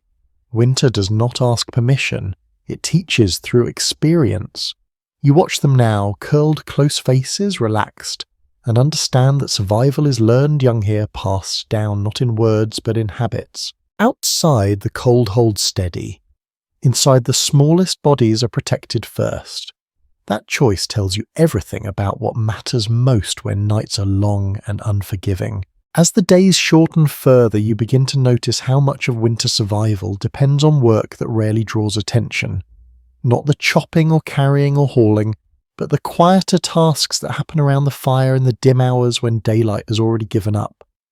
Much of this work falls into patterns you barely notice at first, yet without it the household would slowly unravel. You watch how meals appear, how clothing is repaired before it fails completely, how the fire never quite goes out. None of this happens by accident. Someone is always thinking ahead, anticipating what will be needed tomorrow or the day after or a week from now. Winter rewards foresight. Much of this unseen labour belongs to women, though it is not labelled that way here. It is simply what needs doing. Hands move steadily, stirring pots, mending tiers, twisting, thread checking stores. These tasks rarely stop even when the body is tired. They're easier to do near warmth, so they fill evenings and nights, turning darkness into productivity. You sit nearby and notice how conversation flows around this work. News is exchanged, small decisions are made. Who needs extra socks? Which child's coat will need patching next? How much grain can be spared this week? Winter planning happens in fragments stitched together like the fabric being repaired. Clothing maintenance alone feels endless. Wool stretches when damp, seams loosen, elbows wear thin from leaning too close to the fire. You see how repairs are done early before damage spreads. A small stitch now prevents a tear later. This mindset applies everywhere. Fix early, prevent loss. You notice how food preparation extends beyond cooking. Ingredients are sorted, soaked, dried again. Scraps are saved carefully. Fat is rendered and stored in small containers, precious as fuel. Even bones are cracked later for broth. Nothing is rushed. Everything is used twice, if possible. There is a quiet habit you observe that feels almost ritualistic. Before sleep, someone checks the pot, stirs it once, even if nothing has been added. Perhaps it is to prevent burning. Perhaps it is simply reassurance. The motion feels symbolic, a reminder that warmth and nourishment will still be there when morning comes. It becomes clear that winter survival is not just physical effort. It is mental organization, remembering what is stored where, tracking what has been used, anticipating shortages before they become crises. This kind of thinking is exhausting in its own way, yet it rarely shows outwardly. You realize that this labor often goes unnoticed precisely because it works. When the house is warm enough, when clothes hold together, when food stretches just far enough, no one stops to praise the hands that made it so. Winter reveals value not through applause but through absence. When something is missing, everyone feels it immediately. As night settles, you watch someone finish mending a sleeve by firelight. The stitches are uneven but are strong. The garment will last another season now. You feel a quiet satisfaction just watching. Stability in winter is built from these small successes. Children drift closer as the work continues, absorbing lessons without instruction. They see how problems are addressed calmly, how resources are managed, how patience keeps panic at bay. These lessons will surface years later when they find themselves responsible for their own households. There is no firm agreement among those who study the past about how work was divided exactly or how much choice people had in it. What feels clear from inside the room is that survival depended on cooperation more than fairness. Tasks flowed to whoever could do them whenever they could be done. As the fire burns lower, the work slows not because it is finished, but because bodies need rest. Needles are set aside, pots are covered, tools are placed within reach for morning. Nothing is left in chaos. Disorder wastes energy later. You lie down listening to the last soft sounds of movement. The house feels prepared, not comfortable exactly, but ready. That readiness is calming. It allows sleep to come more easily, even with cold pressing outside. Winter nights are endured not only through strength or endurance, but through this steady, often invisible labour. Hands working quietly while others rest. Minds tracking details so bodies can recover. You drift off, knowing that while you sleep, the systems holding you together have already been reinforced. Another night passes, carried by work you may never consciously thank but will feel the absence of instantly if it stops. Winter does allow one small mercy, and that is the chance to pause together. Not often, not for long, but enough to remember that life is more than endurance. As the darkest weeks settle in, the village makes room for moments that feel lighter, warmer, even joyful in a restrained way. You feel the shift before you can name it in the way voices lift slightly, in how the fire is fed a little more generously than usual. These moments often arrive tied to the calendar. Feast days, saints' days, midwinter, observances whose meanings have layered over time. You may not remember exactly why tonight matters, but you know that it does. People behave differently. Food is stretched just a little further. A bit of fat saved carefully finds its way into the pot. Someone brings out a jug set aside for this purpose alone. You sit among others and sense the change in mood. Shoulders relax, laughter appears tentative at first, then more freely. Winter does not loosen its grip outside, but inside something softens. The cold is still present, yet it feels less personal for a while. You notice how music emerges in these moments. Not instruments often, but voices. Simple songs, familiar ones repeated year after year. The melodies are easy to remember, meant for group singing rather than performance. When voices join together, breath warms the air. Sound fills spaces cold cannot reach. There is a small, easily missed habit that appears on nights like this. People sit closer than necessary even by winter standards. Not just for warmth, but for connection. Elbows touch, cloaks overlap. The closeness feels intentional rather than practical. It is a reminder that warmth can come from more than fire. Children are allowed to stay up longer. Their excitement is contained but visible. Eyes shine in the firelight. They listen closely to stories told again, stories that always seem to land differently in winter. Tales of survival, of cleverness, of luck, turning at the right moment. These stories reassure without promising too much. Food tastes better on nights like this, even if it is not truly different. You suspect the difference is context. Hunger is shared. Pleasure is shared. That sharing makes each bite feel fuller. You eat more slowly, savouring the moment as much as the meal. You hear someone mention a past winter celebration harsher than this one. The memory is not told to dampen spirits, but to underline resilience. If they made it through that, they can make it through this. Winter festivals serve as markers of time past, proof that endurance has worked before. As the evening stretches on, fatigue still comes, but it arrives softened. When people begin to drift towards sleep, there is reluctance. Not fear, just a desire to linger in warmth and light. The fire burns lower eventually, as it must, but not before everyone has taken what comfort they can. You lie down afterward feeling different than on other nights. The cold feels the same, but you do not. Shared joy has weight. It settles into you, making the night easier to bear. You sleep deeper, breathing steadier, heart calmer. Outside winter continues unchanged. Inside, the memory of warmth lingers, carrying you through the long hours until morning. The fire is lower tonight, but it still holds enough glow to pull shadows across the walls. This is when stories surface, not announced, not planned, but drawn out by the quiet. Someone clears their throat. Another shifts closer. You feel it before it begins, that familiar settling that means words are coming. Stories here are not performances. No one stands, no one gestures wildly. Voices stay low-paced to the rhythm of the fire. These are tales shaped for winter nights, meant to stretch time gently rather than fill it quickly. You lean in without realizing it, letting the sound wash over you. The stories are familiar, but familiarity is the point. You've heard versions of them before, maybe many times. Each telling changes, slightly shaped by who is speaking, by what kind of winter this is, by who is listening. Details shift, emphases move, yet the core remains steady like a well-worn path. You notice that many stories circle around survival rather than triumph. Clever escapes from storms, animals that sense danger early, ancestors who endured a winter worse than this one and still lived to grow old. These are not heroic in the grand sense. They are reassuring.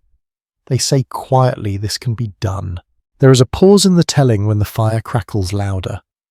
Someone feeds it a small piece of wood, just enough to keep the glow alive. The story resumes without missing a beat. Fire and words share the same space, each supporting the other. You find yourself watching faces as much as listening.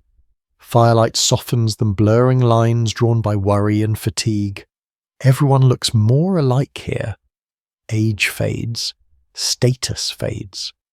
For a while everyone is simply human, gathered around warmth and sound. There is a habit you begin to recognize.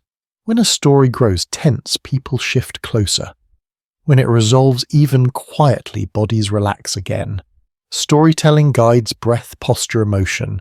It is a kind of collective regulation long practiced and deeply effective. Some stories carry lessons, though they are rarely spelled out. Do not ignore signs. Do not wander alone in storms. Share when you can. Prepare early.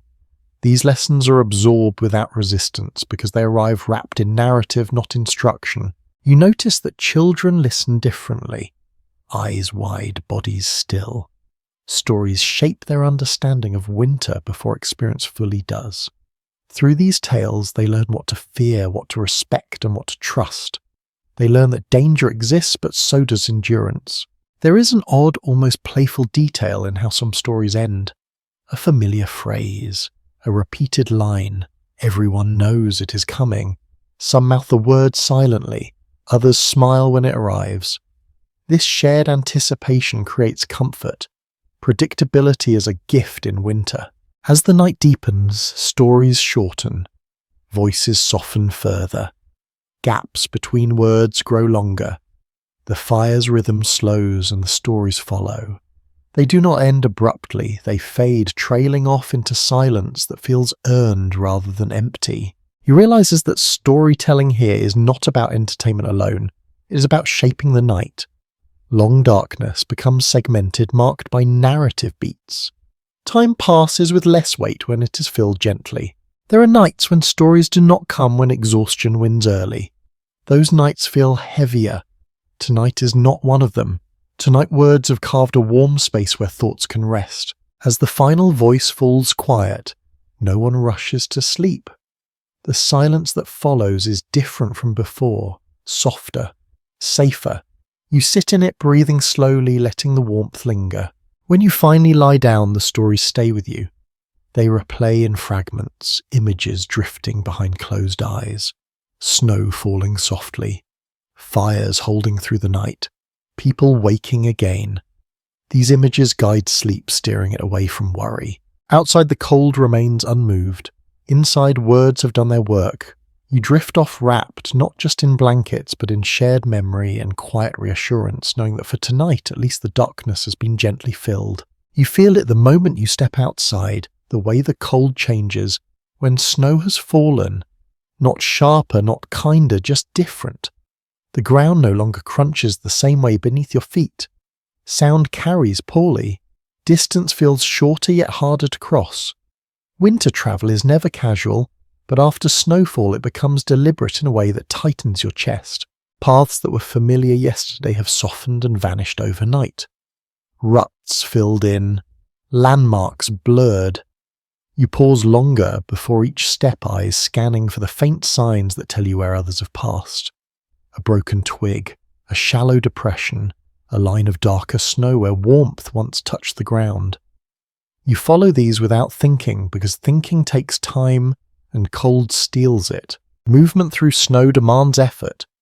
Each step costs more energy than it should. You lift your feet higher, place them more carefully. Breath deepens, sweat threatens. You slow instinctively, knowing damp clothes could undo you long before distance does. Winter teaches restraint in motion. You understand now why people avoid travel unless they must. Visits shorten, errands combine, messages wait until daylight and tolerable weather. Going nowhere is often the wisest choice. When someone does leave the village in winter, it is noticed. Questions linger. until they return.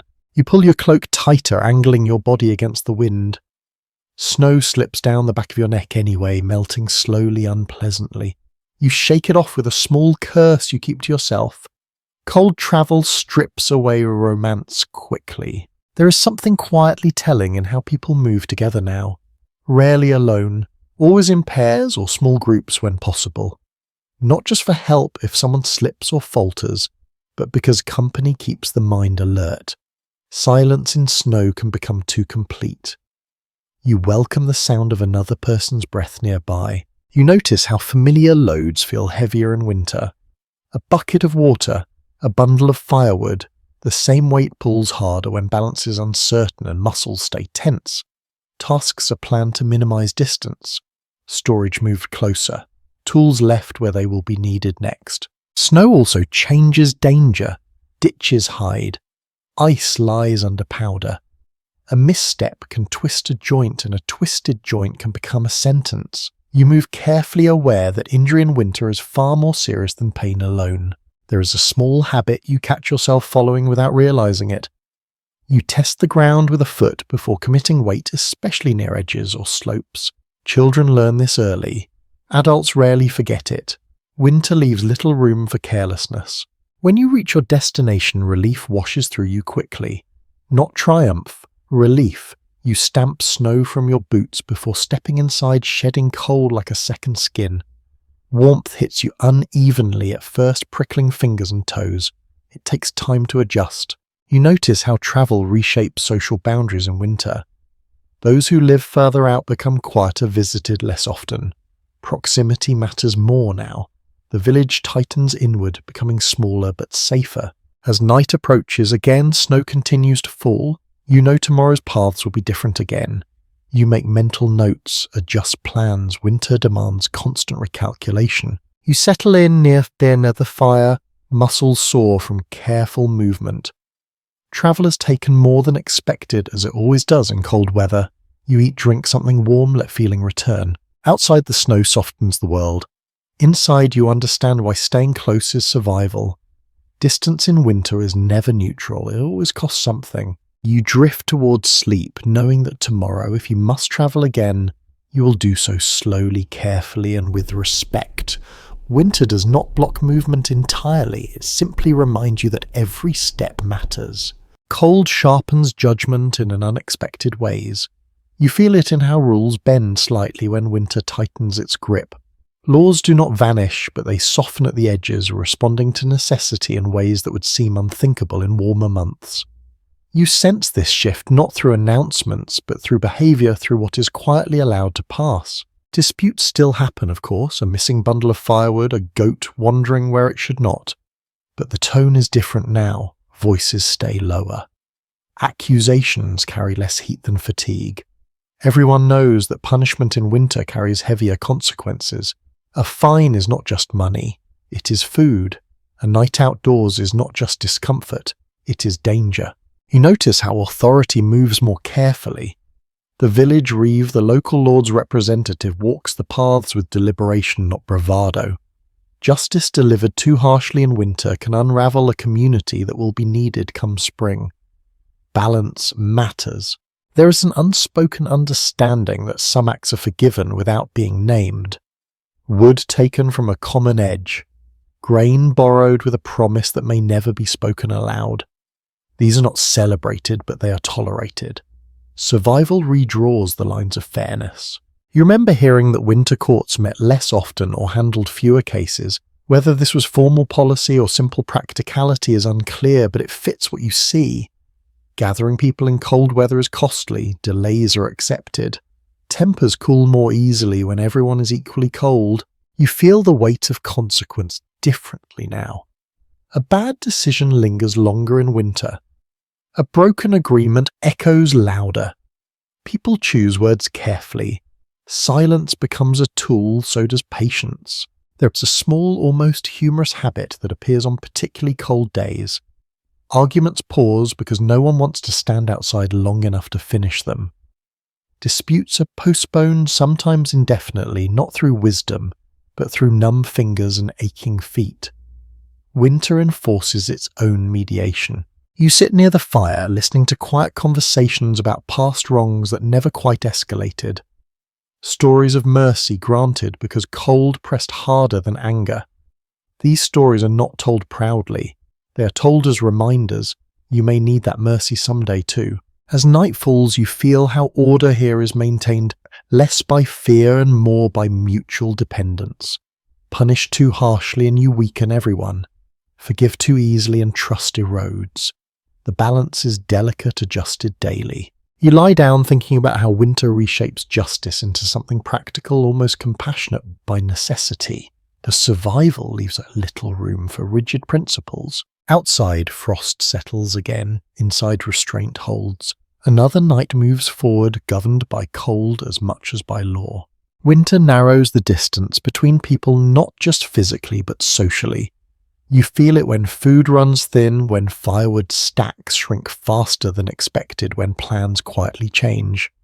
Pride softens first, then certainty. What remains is the simple understanding that surviving alone is harder than surviving together. You notice how asking for help looks different in winter. It is quieter, almost indirect. A comment about an empty bin said aloud near the fire. A pause before mentioning how quickly wood has been used this week. These are invitations, not demands. They allow the other person dignity in choosing how to respond. Borrowing happens in small ways. A scoop of grain that will be replaced later. A few sticks of firewood offered with the unspoken knowledge that the favour may return or may not. Winter borrowing is rarely written down. Memory serves as record and reputation keeps it honest. You feel the weight of these exchanges as you watch them unfold. Help given now is not charity. It is investment. The village remembers who shared and who turned away, not with bitterness but with clarity. Next winter or the one after roles may reverse. There is an old tension here between need and shame. You feel it in your own hesitation before accepting help. Taking too much feels dangerous. Refusing entirely feels foolish. You learn to take just enough to show gratitude without indebtedness to balance pride and practicality. Begging exists, but it is rare within the village itself. When it appears, it is often directed outward toward travellers, toward passing officials, towards places where reputation matters less. Within the village, mutual dependence blunts the edge of desperation. People know each other too well for formal roles to apply cleanly. You see how help is often disguised as something else, an extra portion added to a bowl without comment, a chore offered that happens to come with a meal, a repair done that somehow leaves behind a usable scrap. These gestures allow everyone to save face, which matters more than efficiency. Children observe all of this closely. They learn who helps and how. They see that survival is not only about strength or preparation, but about relationships. Winter teaches this lesson gently, but persistently. There is a small practice you notice that feels almost ceremonial. When someone receives help, they do not speak of repayment immediately. They wait. Time itself becomes part of the exchange.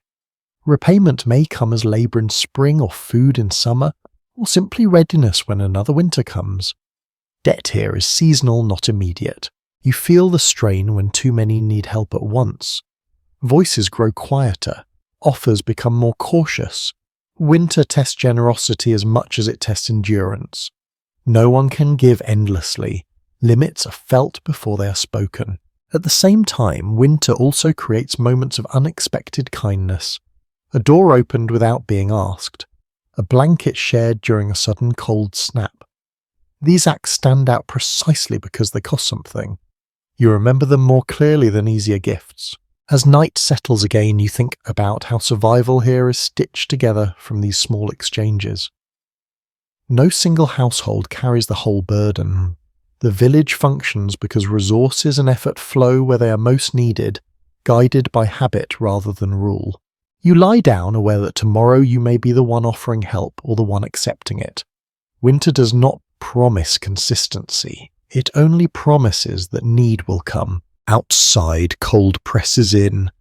Inside, quiet agreements hold. Another night begins supported not just by fire and walls, but by the fragile, resilient web of shared survival. Some winters feel heavier than others. You sense it not in a single moment, but in accumulation, in the way the cold lingers longer after sunrise, in how food stores look lower than they should at this point, in how people stop speaking about spring as something close and start treating it like a rumour. This is one of those years. The air feels denser now, not colder exactly, but more insistent. Every breath reminds you that endurance has limits. You notice how movements slow across the village, not from laziness but from calculation. Energy is guarded carefully. There is less margin for error than before. You remember older voices mentioning winters like this? Years when snow returned late, when grain ran out early, when even careful planning could not stretch supplies far enough. Those memories surface now, not as stories but as warnings. You feel them shape decisions quietly.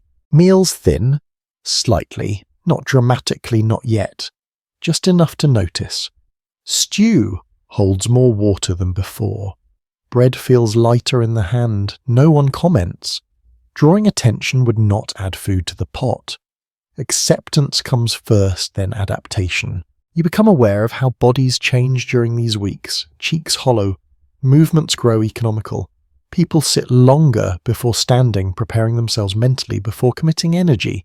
Cold and hunger together create a distinct weariness different from either alone. There is a particular kind of silence that settles during difficult winters. Not fear, not despair, but focus. Conversations shorten. Laughter becomes rare, but not absent. When it appears, it feels deliberate, almost defiant. You notice how animals are watched more closely now. Feed is measured. Decisions are made about which animals must survive and which may not. These choices are heavy and quiet. You look away when they happen, but you understand. Survival often requires sacrifice. You recall hearing that some winters left entire villages changed afterward. Fewer voices, empty houses, fields left untended for a season. Whether those changes came from cold alone or from everything combined is hard to separate. Winter rarely acts alone. As nights pass, sleep becomes lighter. Hunger nudges you awake before cold does. You shift, distract yourself with familiar sounds, count breaths, recall stories told earlier in the season. Rest still comes, but it takes effort. There is an odd comfort in routine during hard winters. Even when supplies are low, habits remain. Fires are tended the same way. Beds arranged the same way. These repetitions create stability when everything else feels uncertain. You see, kindness sharpened during these weeks, not broader but more precise.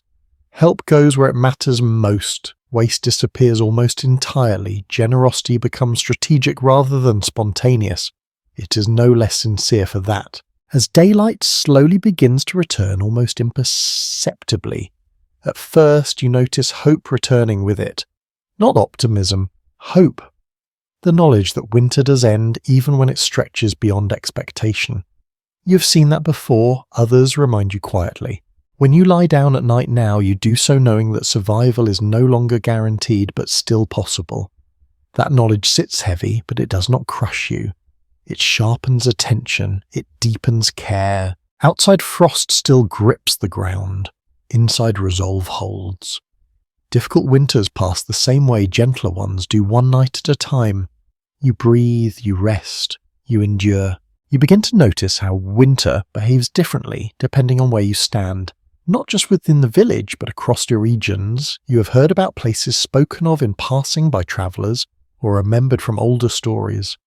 Cold is not one thing, it changes its character with the land. Here winter is damp and biting. Cold seeps rather than strikes.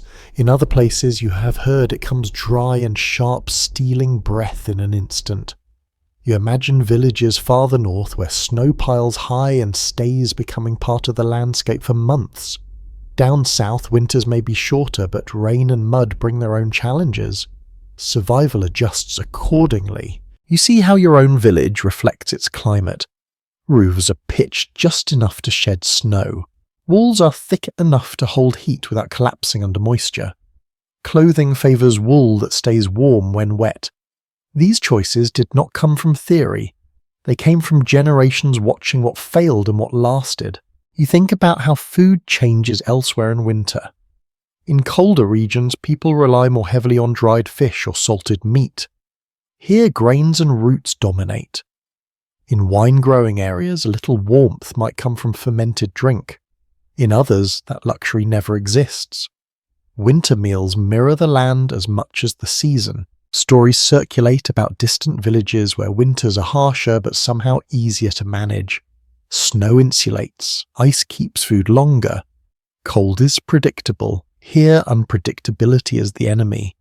Thaws followed by freezes ruin paths and strain roofs. Damp cold creeps into bones and refuses to leave. You would not trade one for the other without thought. You notice how even attitudes toward winter differ. Some regions treat it as an enemy to outlast. Others accept it as a long companion. These differences show up in habits, in how people speak of spring, in how much is saved versus used early, in how tightly communities cluster. There is a small habit you remember hearing about from a traveller once. In certain mountain villages, people mark the walls with notches, for each winter survived not as a count of years, but of endurance.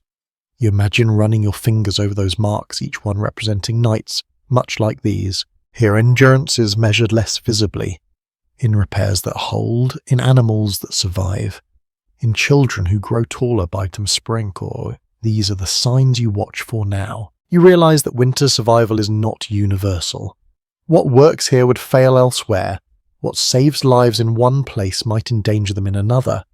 Knowledge is local, passed down carefully shaped by landscape and memory. As night falls again, you feel gratitude for familiarity. You know this cold. You know how it moves. That knowledge is protection in itself. You settle down, aware that beyond this village, others are enduring their own versions of winter, using their own methods, telling their own stories.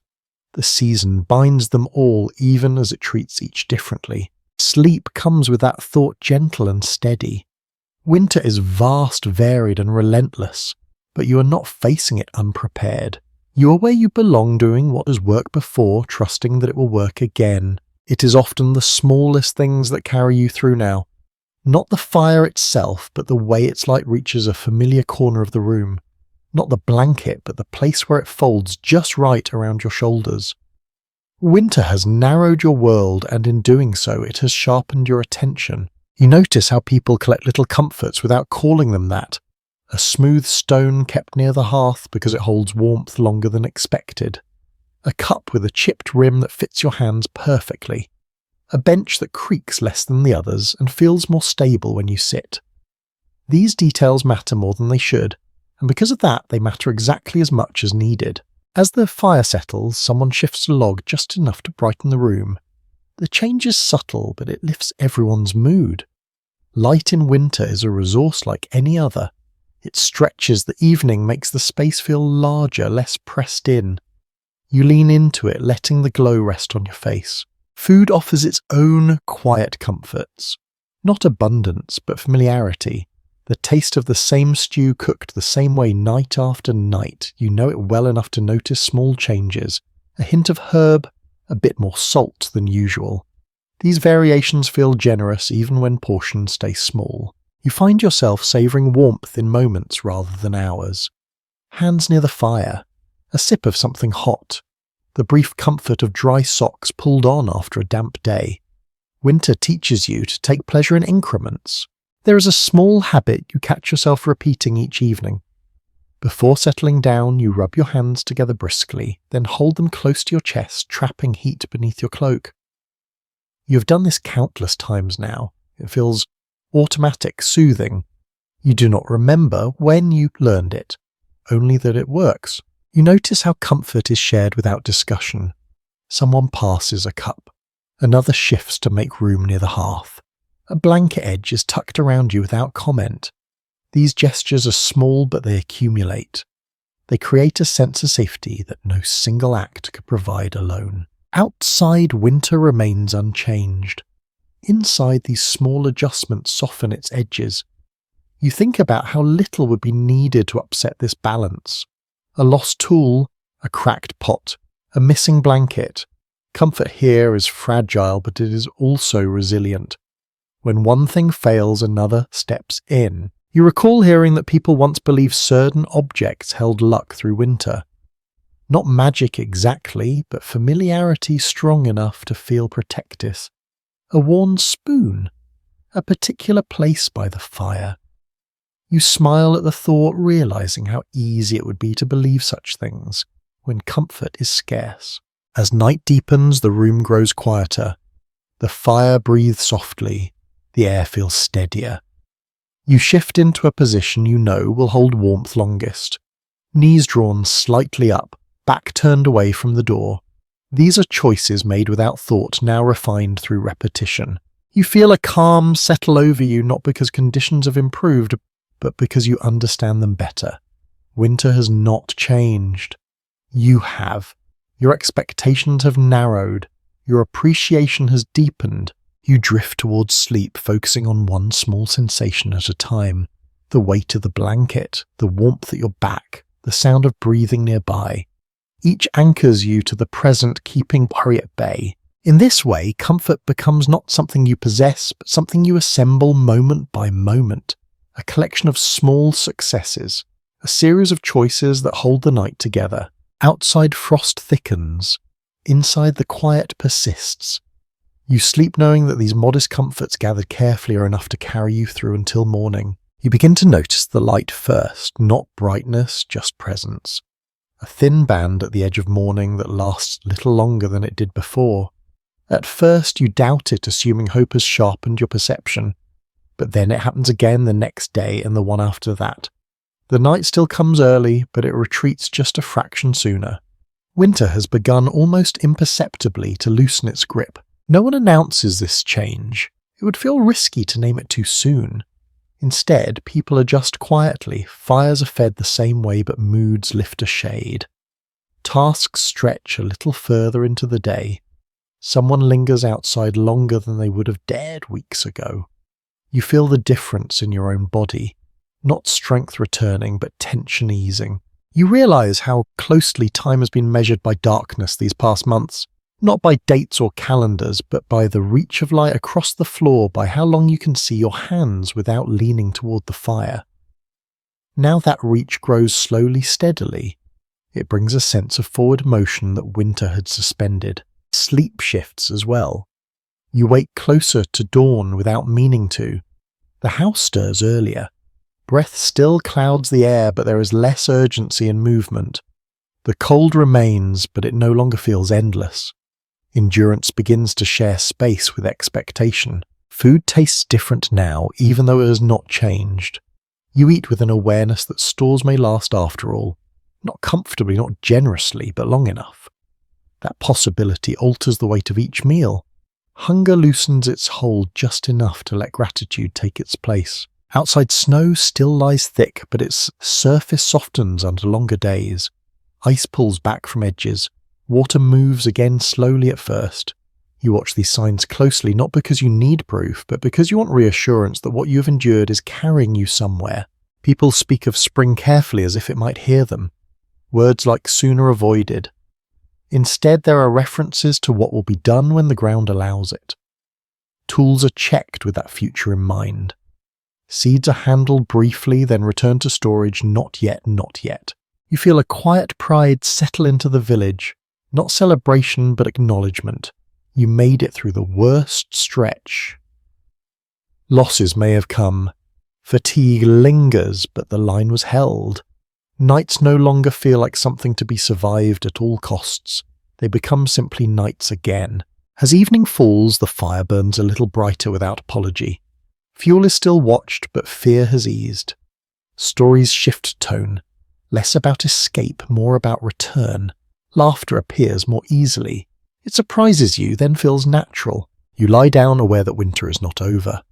Cold nights still come, storms still threaten, but the direction has changed.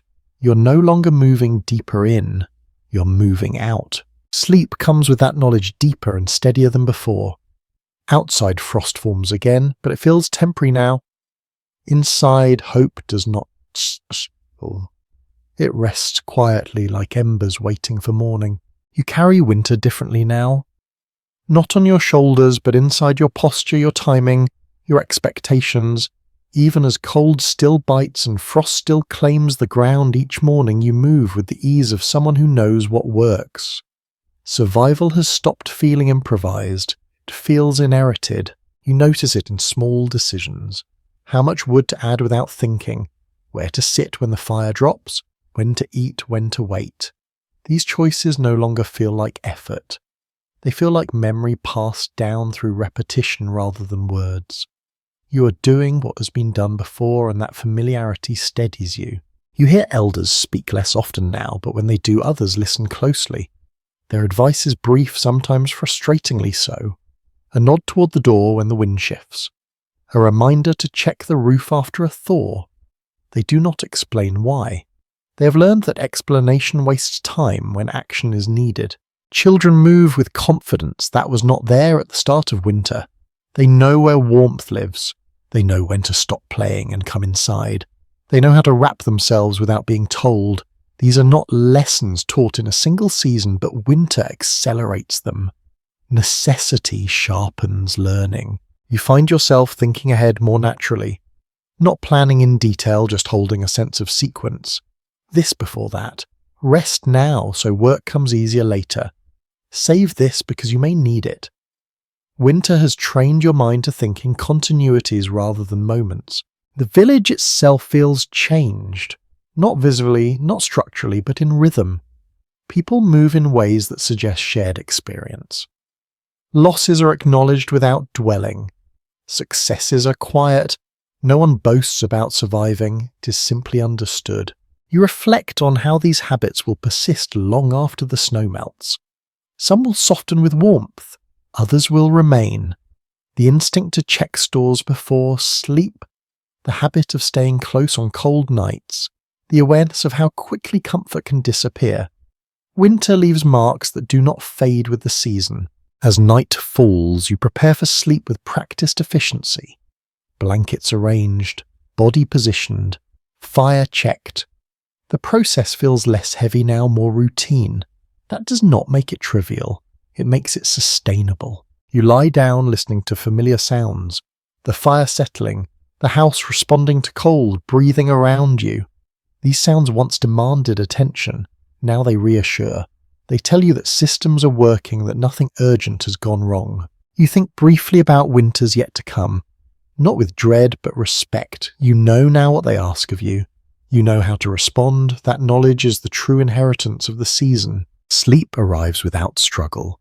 The cold remains, but it no longer feels personal. It is simply part of the world you inhabit, understood and managed. Outside winter lingers, inside resilience rests.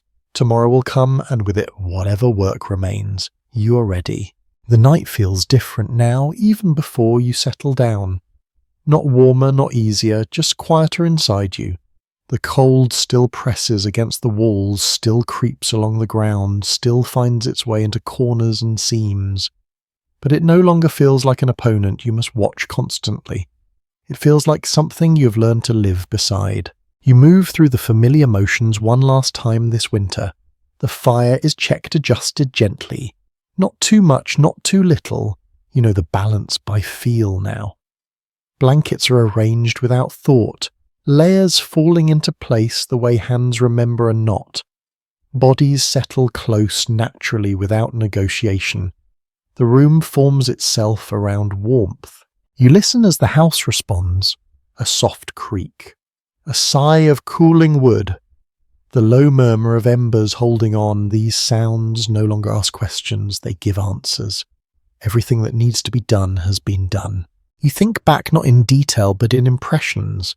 The first nights when cold felt sharp and personal, the long stretch when endurance became habit. The moment you notice the light lingering a little longer, none of it stands alone. It blends into a single season shaped by repetition, care, and quiet cooperation. Outside winter still exists. Frost still claims the ground, snow still waits in shaded places, but the worst of it has passed, or at least loosened. You can feel the difference in how your body relaxes into sleep, in how your breath slows without effort. You lie still, letting warmth gather where it can. The firelight barely reaches you now, but you do not need it. Darkness no longer feels heavy.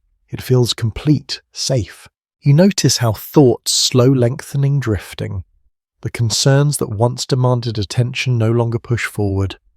Food will stretch, the roof will hold, morning will come. These truths settle without needing reassurance. Your breathing finds an easy rhythm matched by those around you. The house feels like a single resting thing, a shared shelter that has done its job night after night. As sleep deepens, winter becomes a backdrop rather than a presence. It hums quietly beyond the walls, no longer knocking. You drift towards a rest, knowing that you have learned what you needed to learn, endured what needed enduring, and that the night now asks nothing more of you. You let go of the season gently without needing to ceremony, trusting that when winter returns someday the knowledge will return with it ready and waiting. The fire is almost nothing now, just a soft glow that rises and falls like a slow breath. You feel its warmth faintly, not as heat but as memory. The room is still. Even the cold seems to pause as if it too is resting. You allow your body to sink fully into the space it has claimed. Muscles loosen. Hands rest easily. Your breathing deepens, each inhale unhurried, each exhale slower than the one before. There is nowhere else to be, nothing left to prepare for. Outside, the night stretches quietly across the land. Frost settles, snow holds. The world sleeps in its own way. Inside, you are held by walls that have learned how to protect, by habits that have proven themselves, by warmth that no longer needs guarding. Thoughts drift in and out without weight. Images soften at the edges. Firelight becomes a memory of light rather than light itself. The sounds around you blur into a gentle hush, steady and unchanging. You feel safe here not because winter has ended, but because you understand it now. Understanding brings calm, calm brings rest. Let your breathing slow even further. Let your awareness fade gently like embers dimming without urgency. Nothing needs your attention anymore. Sleep comes easily, naturally, the way it always does when the body knows it has done enough. Rest it now, the night will carry you.